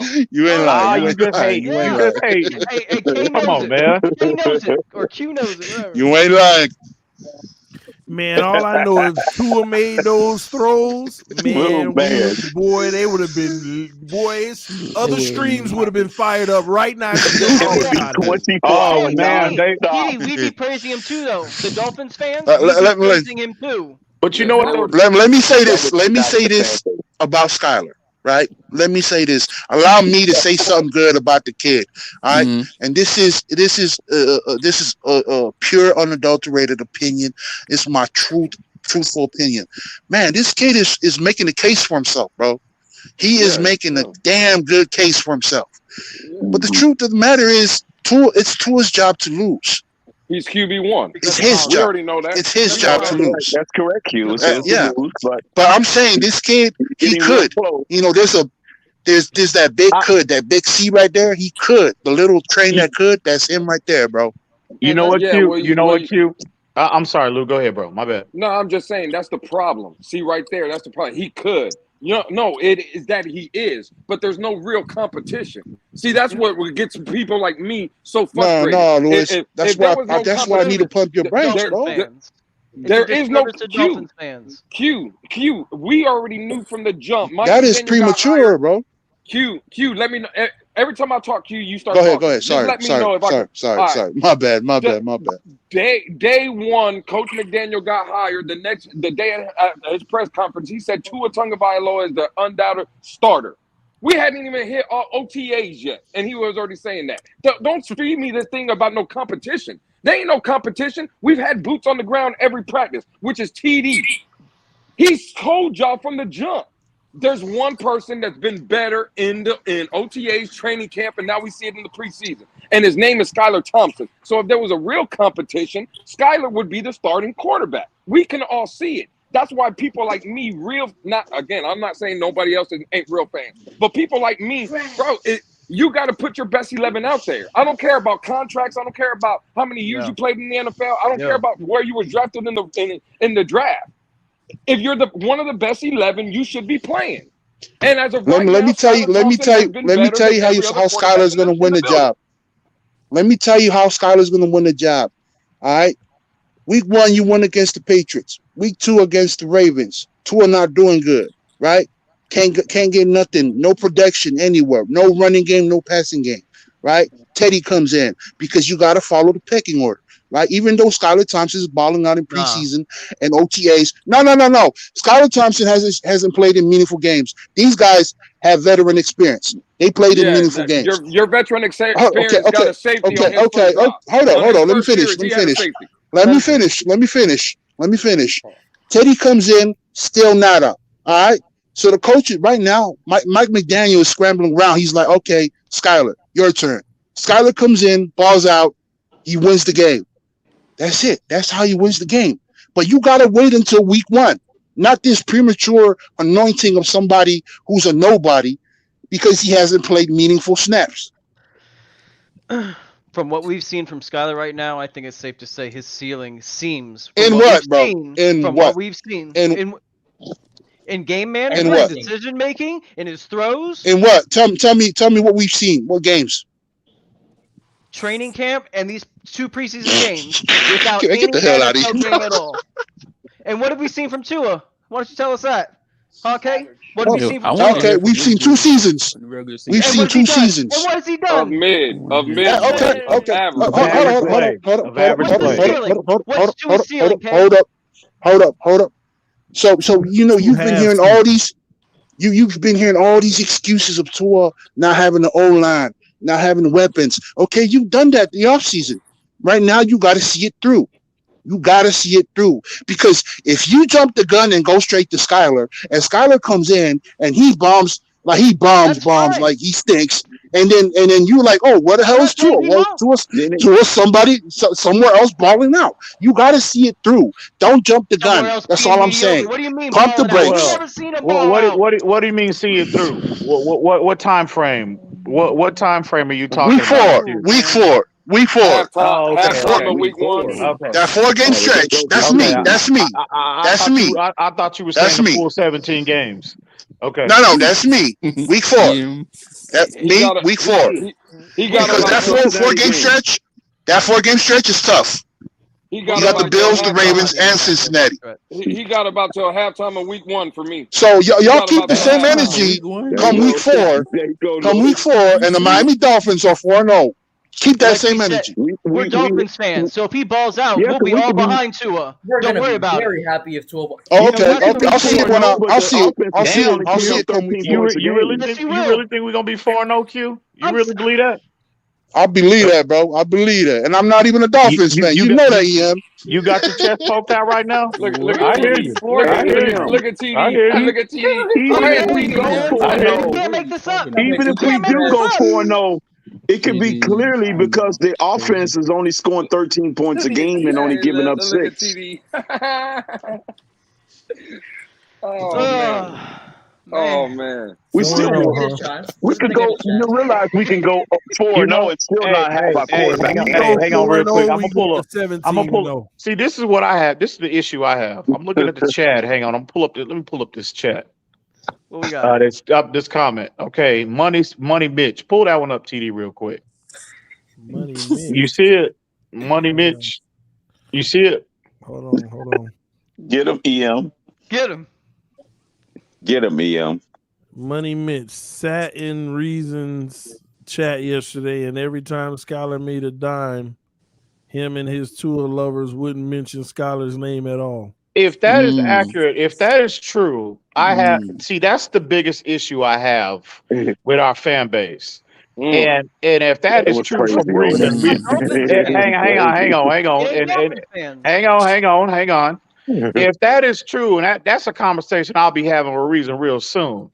But I'm gonna reserve judgment because I wasn't there. But I am going to say this. I have observed, if that is true, I've seen that behavior, not from Reason specifically on Twitter, but I've seen other individuals on Twitter.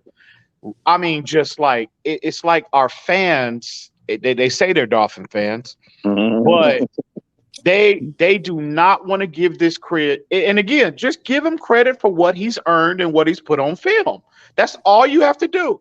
But they're so fearful and they're so in love. They have this undying love affair with Tua the person, not the player, because he ain't put nothing consistently on film for you to fall in love with him about, right? So it's obviously about Tua on a personal level.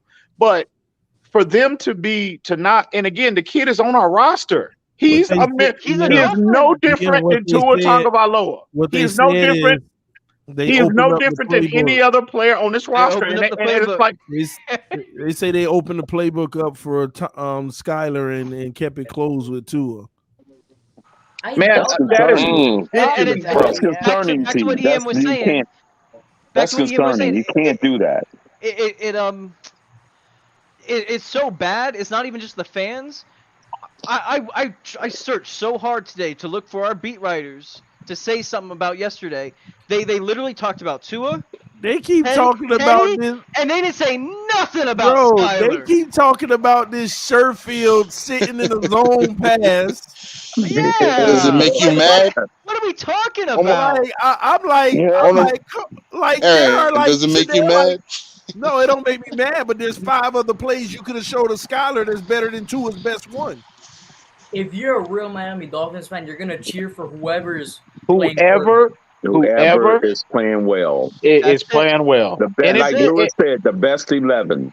And I understand if a player is not on the roster, like if it was Watson again. Okay, I can understand a little, them feeling some type of way. Okay, he's not a member of the Dolphins, but this kid is your first. He was a Dolphin. He's your head coach's first pick at the quarterback position, and I mean, man, you can't give the kid his credit for what he put on film. It's sad, man. It's exposure. It exposes them, is what it is. It exposes. Man, that's everyone. crazy. That is crazy, right? And I'll be a man. I'll be a man. If by week 4, hold up. If by week 4 Tua does not meet my expectation, if he's not balling out to what I expect him, to be putting his numbers to be putting up by that time, I'm gonna say it, bro. Put in Skylar.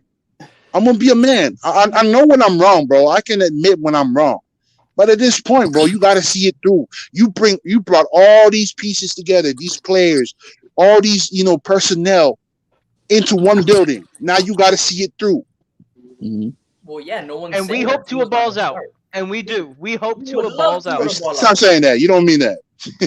You're crazy. See, like you're nuts. You don't understand what it is to be a Dolphin fan. Nah, I'm just pulling your leg, bro. All right. Got a master at works over here. Oh, damn. Hell no, bro. Hell no. That's why I get up here. And I'm so passionate about objectivity. I'm telling you. We all need to be objective, bro, as fans. There's no, we should be loyal and passionate and ready to pull up on somebody over the team. Not a player, bro. Not one player, especially for a player that hadn't really established himself in the league, bro. If that's the case, then I should be making the case for ECE to be wide receiver 3, or maybe 2. You can do it. You free to do it. Yeah. He's not wide receiver. Nobody's going to get on you about that. That's fair game. But they get mad at you. See, this is the problem. That's fair. Just from a fan, you could see Ezukama and everything he did and be like, man, he should be wide receiver 3. Why should that make people mad? Even if Cedric Wilson should be wide receiver 3, or it's a debate, why does it make you mad? They're both nobody mad, TD. We're just pumping your brakes, bro. No. I ain't talking about you. I'm talking about just because, hey, Skylar should be the guy. I just feel like he's better. I feel like he has more talent, and I feel like you can tap into that, and the ceiling is greater, and he's doing this day one.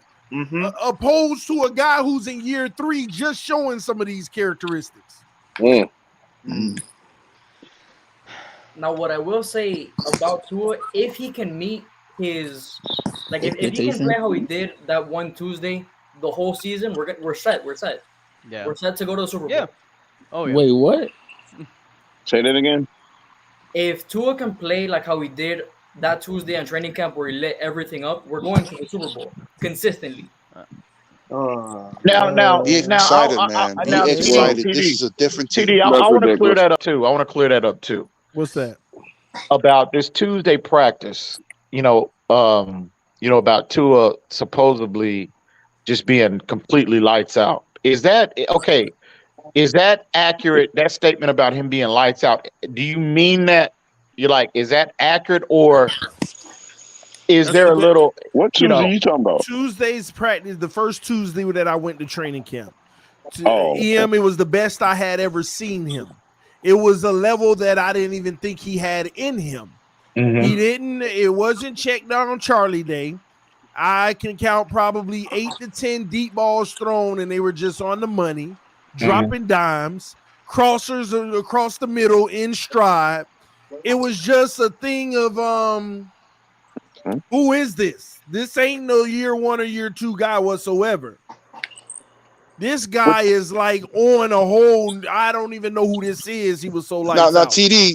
Since I have you talking, praising Tua right now, were they wearing pads? Did they have pads on? No. and Did they have the first team defense for the Buccaneers out there? It don't count until you have pads on. The pads started the very next day on Wednesday, and that was one of his worst days. That was the misfire day. Everything was off, especially the one-on-ones, the skeleton offense, and it translated into the 11-on-11s. He kept throwing it out of bounds on the out routes, like too far for the receivers. He kept throwing short on the deep balls. Every single one of them should have got picked off. It was just terrible. And that's what frustrated me. I go to camp and I see a day that I couldn't believe. And the very next day, it was like, oh man, no weather, no cold, weather. It wasn't no rain. But it made me feel like something was wrong. It was the same day that it was the next day. Remember, he balled out on the day of this Ross and them news broke. But it broke after the fact. Then the next day, it's like he was in his feelings from it. I see Dudley Do Wrong in the chat. I would love to get his perspective on this Skylar Tua dynamic. TD, I see you, Doug. Get your behind up here too, what's bro. up, guy? I could hop out to let Doug come on. Shouldn't get mad about another opinion and feelings to make the team better. That's all we want is to make the team better. Exactly. That's exactly. Right, But people get mad. But it's just about Tua. You say that Skylar, you feel Skylar is best, they get mad. But if you say that you feel Ezukama is better than Cedric Wilson, that's okay. Yeah, any other player. And again, you remember when the news broke about Deshaun Watson, right? Us having a lot of intrigue surrounding him. I was on Finside NFL, and when Reason first brought the news out, bro, you could hear a pin drop. It's like everybody's dog had died, bro. And I was like, so let me ask you this: if Jerry Jones is calling the Miami Dolphins and they're asking, look, we can't afford Zach Martin anymore. Would you trade us Zach Martin for Robert Hunt? Would you take that deal? They were like, oh, absolutely. Yes. Absolutely. And I brought up 3 to 4 different other scenarios similar to us moving off of Tua for a better option at that position. But it's like they agreed with every other option, but when it came to Tua. And again, where is your loyalty? If you're a true Dolphin fan, are we Tua fans? Or are we Dolphin fans? Which one are we? Dolphin fans. I've been saying that since we drafted Tua. Something else I think we need to recognize with Tua, through all the adversity that he's been through with all these lingering quarterback replacements coming in. Now we got Skylar to worry about. Now Skylar has to be on his mind. In my opinion, I'd be worried about Skylar. If I was Tua, I'd be worried. I'd be concerned. And how has he played having a concern right behind him? And now he's on the same team already. Well, as of right now, Tua, I don't think Tua should be. Even though I think the competition is a lot closer than what they are revealing. But Tua knows he's got security at least the first 5 games. I think he knows he has. Sure. He knows. But he has to feel it. He has to feel that behind him, that competition. Hey, TD, Doug trying to come in. I could hop out. I just cleared up. Oh yeah, I'll get on. Somebody will have to drop off. I'm gonna drop off. I'm gonna be in the chat. Yeah, me too, bro. Hey, I'm Bammy, bro. I'm trying to engage. In the conversation. Ain't nobody banning you, bro. Have a good night, Kay. All right, be good, bro. Be good, bro. All right, fellas. Y'all be good. Salute. All Let's right, get going kid. in here. Where Doug at? Hey TD, I got a quick question for you. Yes, sir. When do we first play Buffalo? Week 3. 3 So Week to 3? me, Oh yeah, we to played me, Baltimore that week 2. in game Miami.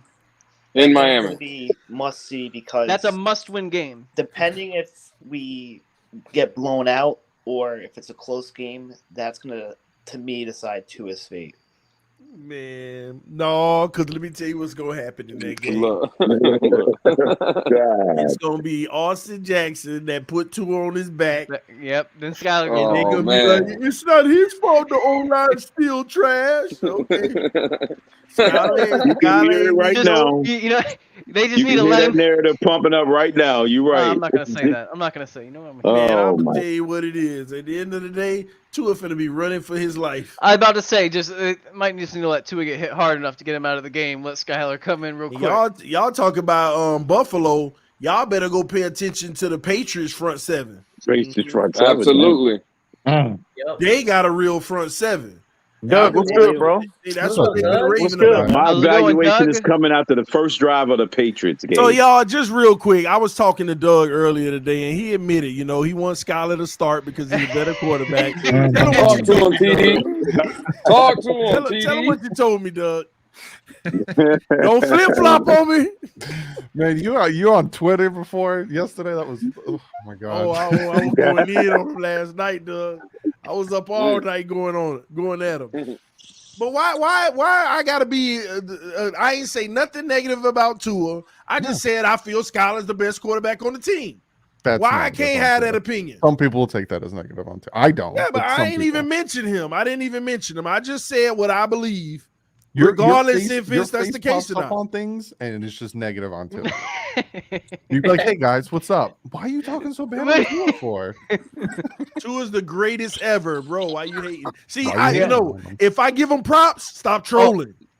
Yeah. Stop trolling. Yep. You're a Or flip flopper. You're a flip There's no flopper. winning Yeah. with these people. Yep. Oh, Doug, you've been Yeah, a you flip flopper flip-flop. lately on Twitter, by the way. Apparently. Apparently. See, you can't win out here with this fan base, man. I'm So, telling what you think about Skylar, Doug? He did fantastic. Mm. I think I just got done uploading the film breakdown. I did Tua's 2 drives. I did Skylar's touchdown drive, and I did the safety on Teddy Bridgewater. He loved that he constantly kept his eyes down the field. There was one play where he had like 5 seconds in the pocket, constantly churning the feet, keeping his eyes down the field. Loved it. I wish the deep pass to Izukoma, I wish he would have let it more. It was kind of underthrown where he had to come back for the ball. But that's nitpicking. Other than that, he was. But you know what, Doug? He took a massive hit on that play, bro. He couldn't step into it. Mhm. So again, the talent, having enough arm strength with pressure in your face, and you taking a big hit at the release point, but you still not being able to completely step into the throw, but to have enough arm strength to push the ball down the field. What it was about a 35-yard play, 35 yarder maybe. 34, yeah. And again, the ball placement. He put the ball in only one spot to where only one player can get to it, and that was his guy. I think that was an impressive throw. I don't know why everybody would have got shitting his on him. hand up because the defender was in his chest. He probably would have smacked the ball down on that play. But he caught But it. his back was turned at first. He trusted his guy. Doug, do you think Tua makes that throw? I've seen him make that throw. Yeah. Oh, Tua good at just throwing something up. Yeah, we all seen Yeah, Parker. Not with we've that seen guy him in throw his the face, 50-50 though. ball. No, I don't know if Not with Tua. that guy in his face. I don't know if Tua has the kind of arm to where Well, if he doesn't step into it. Well, not with a guy hitting him, maybe. Right. Yeah. Yeah. That's what I mean. That's what I mean. Game where he threw it to Mac Hollins. As soon as he let the ball go, he got drilled because Jesse Davis couldn't block. Is that the safety. New Orleans? Was that the New Orleans game? He couldn't block a safety. Was that the New Orleans game? He got drilled. Yeah, New Orleans. Okay. I don't even think Tua would have threw that ball though. I mean, I think he could, but I think he probably would have pulled it down before that hit came and I just took the think sack that or dumped it off. I think that because we watched the film just now on the channel, and I think that second drive where he made those 2 big time throws, right, down the seam over the middle, it frustrates me because I've seen enough of Tua to know that those wide open checkdowns underneath would have already been had.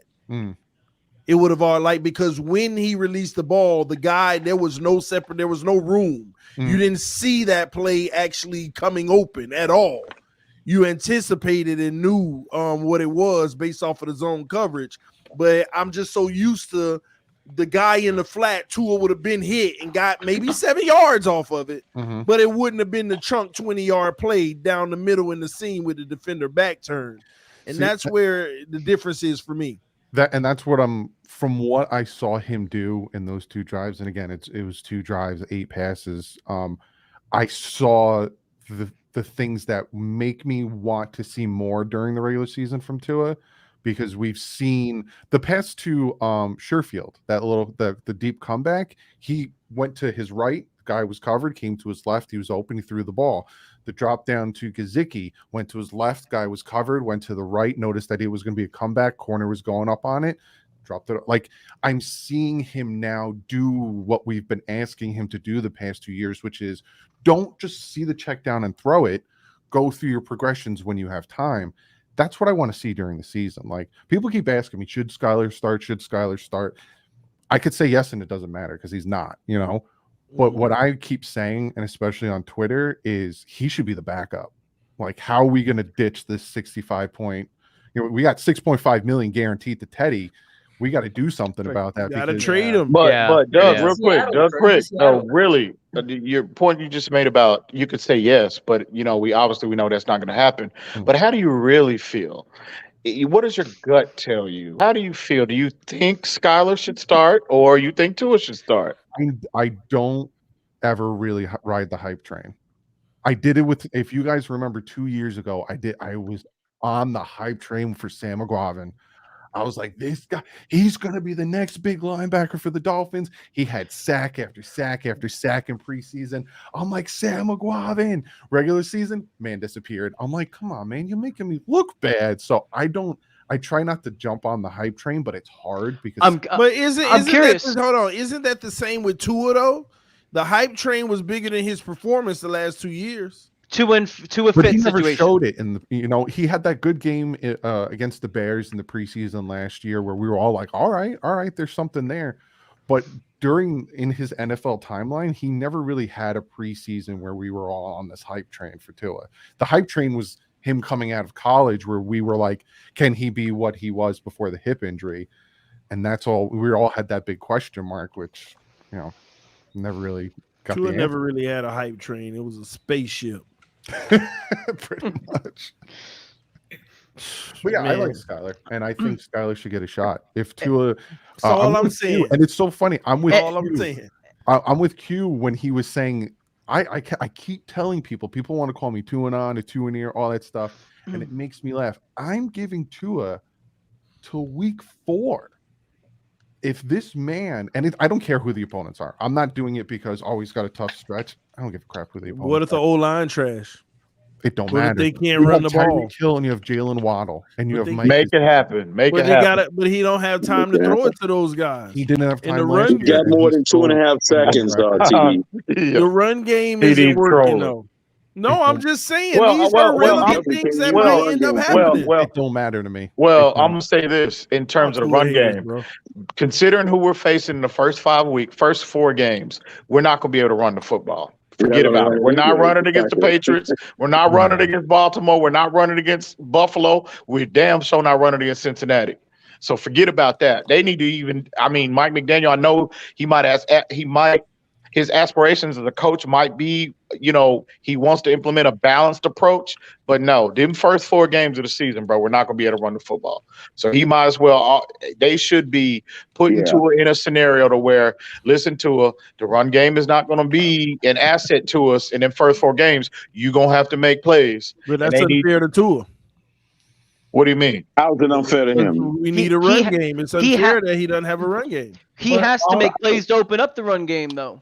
Yeah, and all of the quarterbacks would be facing the same thing. Give the kid a shot to see if he can do it. Unfair. High snaps. There was some high snaps. Josh Allen, you don't think Josh Allen is not going to have a running game? He might not have a run game neither. Tua's not But Josh Allen. he's so going to it's open it understandable. up for them. He's going to open it up for them. And back to what Doug said about Tua going through his reads, and like we were discussing earlier when TD was posting up film. Skylar out here doing that now. He out here learned the defense, baiting that defense out. Like, yep, right down the middle, no, see ya, touchdown White. So he's doing it now. I'll push back a little bit on that one because that White play was designed for that. It was designed to throw it to Quandre White. Well, there's two different things on that play. He held the linebacker though the entire time. No, he did his job. That's what the play design. But if the linebacker would have went, he would have had that deep end, the dig. He would have had that. Well, because that's what Mike McDaniel does. He draws these plays where he'll take the entire defense away and then leave the guy one wide open. That's what he did. He had the two in routes and he had the go route, and he pulled the whole defense to the right side of the field. And then Quandre White on the play action had the whole left side wide open. And then he pulled him over with his eyes like he was supposed to do, and then floated it right to Quandre White. Perfect. Right there. Beautiful. It was beautiful. Absolutely beautiful. And I think Tua, I like what Tua did in the game. I was fine. It was just two throws that I wish he would have made a different decision. I feel like down he had, to Edmonds, throw it in the middle instead. That's one. And then that other one, and we may disagree because you already said something that insinuated otherwise to Gesicki when he going through his reads. He went through his reads, but both of those reads were opportunities. The first read, you had a linebacker back turned, running away from the quarterback. And he pulled it down. Those are the ones you throw to him because worst case scenario, you get a pass interference or a 20-yard chunk where your guy can see. The second read, because he passed that one up, it looked like it was going to be a post, but the guy sat down in it, and that's a wide window there. You got that arm strength, you jab it in, that's 15 yards. Yeah, that was the second read. Yeah. And then instead he went for the third, which was the dump down to Gesicki, and luckily Gesicki went forward for 8 yards. I just think, and this is the difference with Skylar. Skylar on most of his plays had the drop down easy, but he was waiting on the major first. Now I got a question for you guys, right? Because it just popped in my head, right? Tua's the starter, right? So in Tua's mind, and probably what Mike McDaniel told him was go out, get some reps, play it smart, don't get hurt, right? Whereas you look at Skylar Thompson, he's playing to make the roster. Does that factor into their play? No. I'm just asking. I'm trying to get your opinion. Does that factor into the play difference? For me, not at all. And let me tell you why. Because if it does, that means he's going to tell them the same thing in the regular season. Big facts. Because let me tell you, here's the issue I have with Tua too. You're not trying to win the game in preseason. You know what I'm saying? Tua still is a guy who's historically in the last 2 years made nothing but business decisions on the field. There are too many plays. Well, there's the too play many where he plays. ran through the Falcons defender and the play he ran through the Jets defender. I'm not talking about where he can initiate. I'm talking about if you make this throw, you about to get rocked. You're about to get rocked, but we can get this play. He ain't doing that. Now, he may throw one and he get hit at the end, but I'm talking about guy coming straight up center mass towards folding or throwing it, hurrying up, throwing it to the ground. But let me give you an example. Look at the play last night. Tua threw it to the ground with Gesicki right there, right? Skylar Thompson, same play. Guy got his hand on him and hit him with a Mahomes like a side throw. But off his back leg. But that's where my question comes in, because Tua, it's don't get hurt. Your starting quarterback goes down, don't get hurt. Skylar's trying to make the roster. That's what I'm asking. Like, I don't think that factors at all. This is just Tua, and this is just what they want from him. I think that's if it does factor, Doug, I just feel like it's bigger than that. It's an actual ongoing thing. It ain't just the preseason. If that's the case, which you know what, I'm not gonna debate that. You might actually be 1,000 on that, but trust me, it ain't just exclusive to the preseason. We saw the same thing last. We saw the same thing last season, where the preseason happened one way, and we said it's just the preseason, it's probably being safe, and it just didn't seem to really change throughout the whole rest of the season. Yeah, and we don't want Tua taking contact. But because to defense, his track record, he ain't gonna hold up for too much. No. So yeah, I'm no. To Tua's defense on what TD was saying, that he in the Jags game he did get hit and he threw a missile to, I think it was Waddle over the middle. Yeah, he did it twice on third downs. Yeah. Exactly. I mean, we've seen him do it. Does he do it enough for it to be good? Maybe not, but I've seen him do it at least. And that I think, could like change. I said, he makes business decisions. Yeah. And we lost to the Jags. I hate talking about that game. One game that we're not going to talk about it. Not going to talk about it. I hate talking about the game. But Tua did look. I did like his poise. He looked poised. He was calm. He was turning that head, like trying to make sure that he was trying to figure out who was open and who wasn't. Good timing. Again, also escapability in the pocket, extending plays. I thought that overall he had a real solid day. Like I said, there was only 2 plays that I would have his decision making to me could have been better, which all quarterbacks have those. We just pointed out tonight. Skylar had that one that you were just talking about, Doug. Yeah. And he dumped down. He went through his reads and then he went down. That was the Preston Williams. But he had a wide open guy. Yeah, he missed him going deep on the left. That could have been a touchdown to me. I talked about that play too, and I was like, when I saw it, I was like, could he have made it? Because he started running to his right. I think so. Yeah, and he would have thrown across his body. But when his eyes were across the middle, because what happened was he had a guy coming across the middle, but the Raiders ran Tampa on the play, so the linebacker bailed out in that zone, and you could tell he debated it. He wanted to try to fit it in, but then he just decided to start. He felt that little bit of pressure coming, and he started veering right and going. But that tells you on that play, he got too committed to that route because, again, pre-snap, you got cover 2. Pre-snap, you're going to get a 20-yard chunk in the middle of the field with cover 2.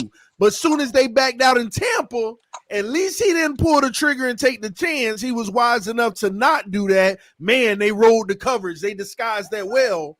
But he never looked on the back end of the deep ball. So there's good things there, but also that was a huge miss. But you still get a positive play. But Tua has a lot of those type of plays. Yeah. That we do criticize as well. So yeah, he a rookie, but also he had a lot of time to throw the ball too. Yeah. Skylar had a lot of time to throw the ball. I wonder how he would have. I want to see him in more pressure field situation. I mean, we saw some pressure. Yeah. And he made plays. The one thing I'll tell you, he identifies the man in the blitz coming, and he fires. He picks a guy and he let it fly. So I do like that about him, but I want to see him in more pressure situations. Man-to-man pressure situations. What I really liked, man, and we already said it earlier, but really talking to Doug, the play where he had to call the timeout. Because he knew that his dude wasn't lined up right. He knows the playbook. He knew the play. He knew where he was supposed to be. He saw the clock. He said, nope, call it. And he was mad. He was mad that he had to call a timeout. I think his game management is amazing for where he's at in his career at the moment. But that reminds me of Teddy on a play. You saw it on the TV screen during the game. Teddy was pissed pre-snap. He was at the line of scrimmage under center, and he's trying to talk to somebody and tell them something. They're not moving, and you see it in his face. He's mad, and he's like kind of cursing under his breath. They ran the play. It was like a bad play for a negative run yard. He was shaking his head. And being him and the guy, they were like, you could tell Teddy knew what needed to happen, but the guys weren't in the right spot. But Teddy, I'm down on Teddy. He can make a play once every 6, but I'm down on him, unfortunately, and I wish we could find a way to trade him. I'm like Browns. I mean, you need a quarterback or some. I'm serious. Seattle, somebody that makes it more feasible if you can trade him. Yeah, you know what though? For that contract. You know what though? I heard that Teddy might have, a lingering issue with his back. That why he didn't practice for that one day. Maybe so, but Teddy looks like he's deep fried right now. I'd be trying to move off of him as well. I think Skylar has shown us enough, as a viable option as quarterback number 2 right now. Yeah, I'd be trying to move him as well. Especially with him learning more, sitting there and seeing live game stuff and learning more. Who? And he's clearly Who learning more? Skylar. From who? From watching just the football game on in general. field. Just the game in general. Or watching the opposing quarterback. There you go. With your hate towards Tua. Oh, I didn't mention Tua. Why'd you I say didn't who? say his name. No, I didn't know who y'all was talking So what about. if I said Tua, learning from Tua? What would you have said? I would have humbly just not said anything. Yeah. Listen, hey, and for real, we want Tua to ball out. Like, No, yeah, you we're right. don't. We're You all high. hate We're him. high on Skylar right now. Exactly. I'm writing down names. But we. I am 2-9. Who am I contacting? Am I banned from your channel, Doug? Skylar Nears, stand up, Skylar Nears. Where y'all at? Yeah. Right here, TD. Someone said Skynet, and I was like, "That's yeah, cool. I like that one. Skynet. Skynet Expect can't us. be defeated. Expect us. I like that one. Skynet. Man, y'all need to stop, bro. Skylar's the limit. Skylar Nears, Hey, boy, I was they were mad. Thompsonites. Hey, Y'all I'm need to telling stop. you, they were mad at me on Twitter last night, boy. I was having so much fun. Doug, come get your boy. I'm like, he's on his own. He starts this, I'm letting him run. I was pulling out the stops, and I was replying to everything, and I had Skylar Thompson gave me a comeback for everything. He gave me ammo last night, Someone and said, it wasn't nothing they could say. Someone said that they're sending their Tua jersey to Goodwill and getting a Skylar. Yeah. Too much, man. Too much. That's foul. Oh my gosh, man! Somebody But actually said to me too, oh, I can't wait for them to be chanting Skylar to start. And I'm like, so you want the team to lose? Because that's the only way they're chanting for Skylar to come in is if the team's losing. And they said nothing. I'm like, why would you not want your team to succeed? Skylar Nears understand a necessary Yeah, they're not evil. thinking. Listen, Doug, first 4 games, man. Did you ever give a record prediction? Not yet, but I'm still worried about this offensive line. I haven't seen it with Teron Armstead. We're not going to run the ball. It don't matter. I saw him in camp too. We're gonna have to throw it. One guy don't make the difference. One guy does not make the Connor difference. Williams at center. I will say this though. I know they've been terrible in the run game, but the pass protection has been holding up. You sure, EM? We ain't played a pass rush of ones yet. I get it, but at least this is, bro. You remember last year we knew out the gate the line was a disaster. When the first preseason game in Chicago, it was like, damn, this line is, bro. Austin Jackson was atrocious, bro. In practice in Miami. Trust me when I tell you, this D line every 3 plays is a sack. Sealer. Every play, bro. I'm telling you. Well, I think our front. I think you just got used to Tampa and the Raiders playing their second and third strings. And that's fair. That's fair. Well, I'm just saying at this stage last year, we knew, again, from the start that this O-line was horrible. I think that might be more, I think our front is going to be one of the more imposing fronts in the National Football League. Not run So, I agree. Who knows? We'll see. Because even the backups, because I don't think we had all of our starters on the front. The second unit. unit. Still getting second, a ton of exactly, pressure. bro. Exactly. A ton of pressure. I was happy about that. And the tackling was better. Way better than the Tampa game. What you think about Robert Hunt, Doug? I feel like the one play where he literally saved Tua's life when Austin Jackson just completely got wafted on the inside, like that play. But something's going on with this offensive line where it's like it seems like they're regressing a little bit, and it's worrying me. It's worrying me. I don't know. The only person improving is Solomon Kinley.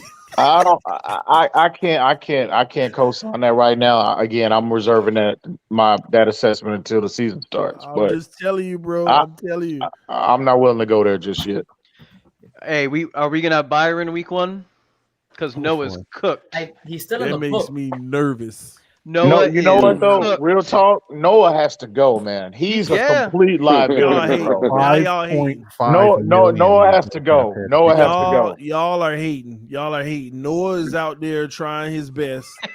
Man, TD, you bro, need to stop, TD. stop, You need to TD. stop. No, everybody stop. has bad plays. Nah, bro, stop. Every day. No, Everybody has Noah, bad plays every day. Noah has to Noah go is right now. Noah. He has to go right now. Noah is playing better than Xavier Howard. Oh, I'm gonna bring that to Twitter tonight. I'm gonna bring that to Twitter. When was the last time you got your fever checked? Yeah. I'm gonna bring that to Twitter tonight.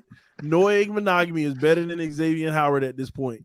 Yesterday, I loved that he got beat on a slant on the inside. He was like By the 4 or end 5 zone? yards off. By the Mackenzie end zone? Alexander, like 4 series later, shuts that down. I'm like, come on, Noah. Like, But they sabotaging him though.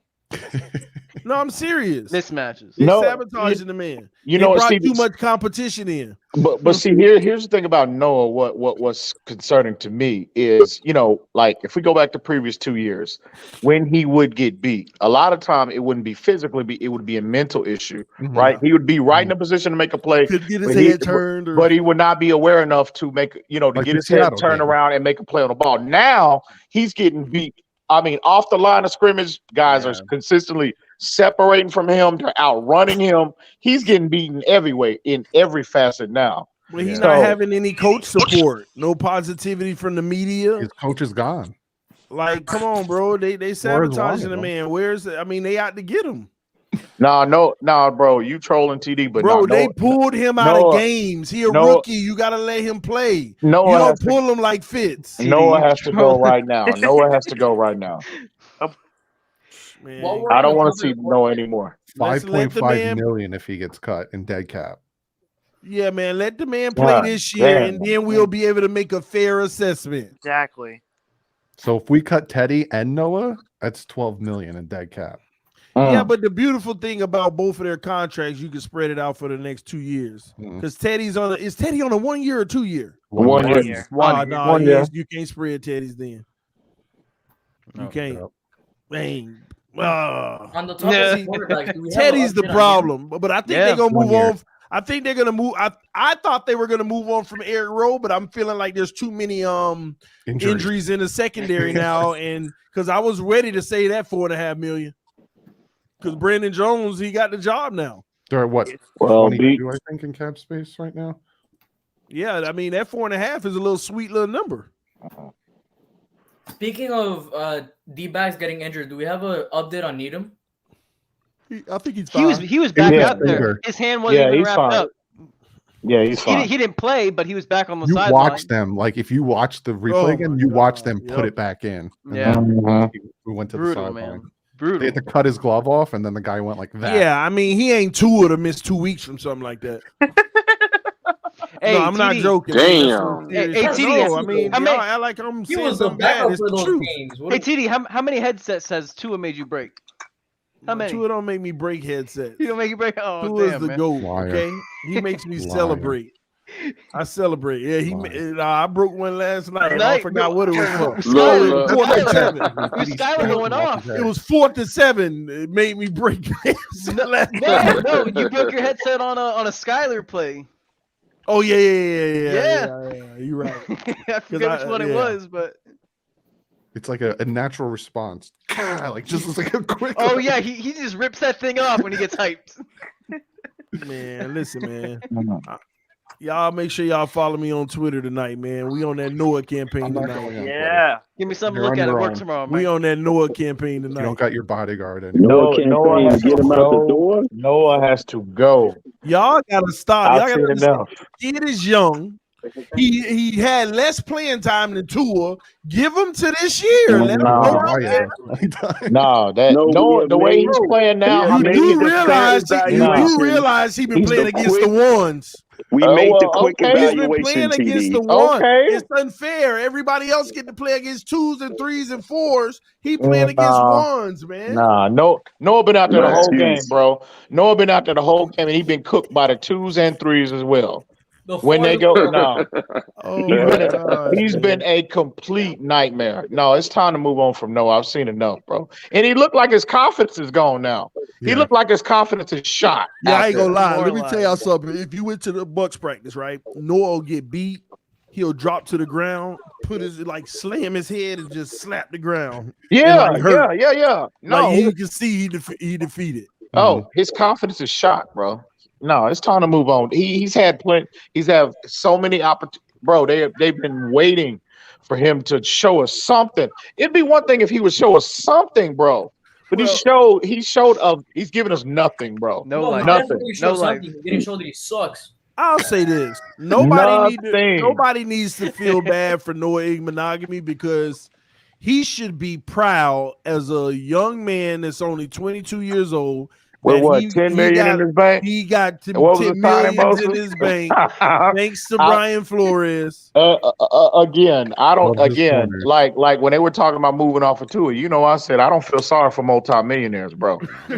Tua got, you can say what you want about him, the player, but he was able to obtain generational wealth for his family. So I salute him. Salute to you. He's winning. He clearly winning in life. Better than me. Right? I just need a practice check. Yeah, I'm telling you.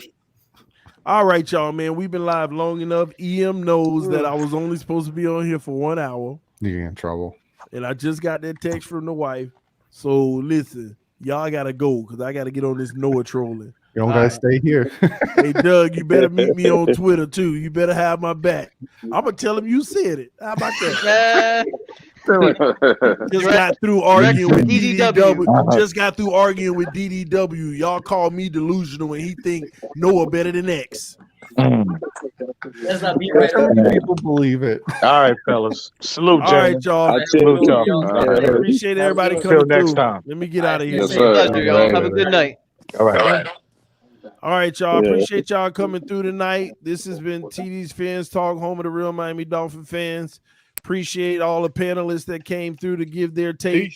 A lot of fun tonight, a lot of opinions. That's what it's about. Agree or disagree. It's just about having fun, man, and enjoying ourselves, man. What you got, Ian? Oh, I meant to shout everybody, give everybody show everybody some love that consistently is showing up to TD Foolish Talk. And also, don't forget about Casual Talk with CB83. He's got a new platform.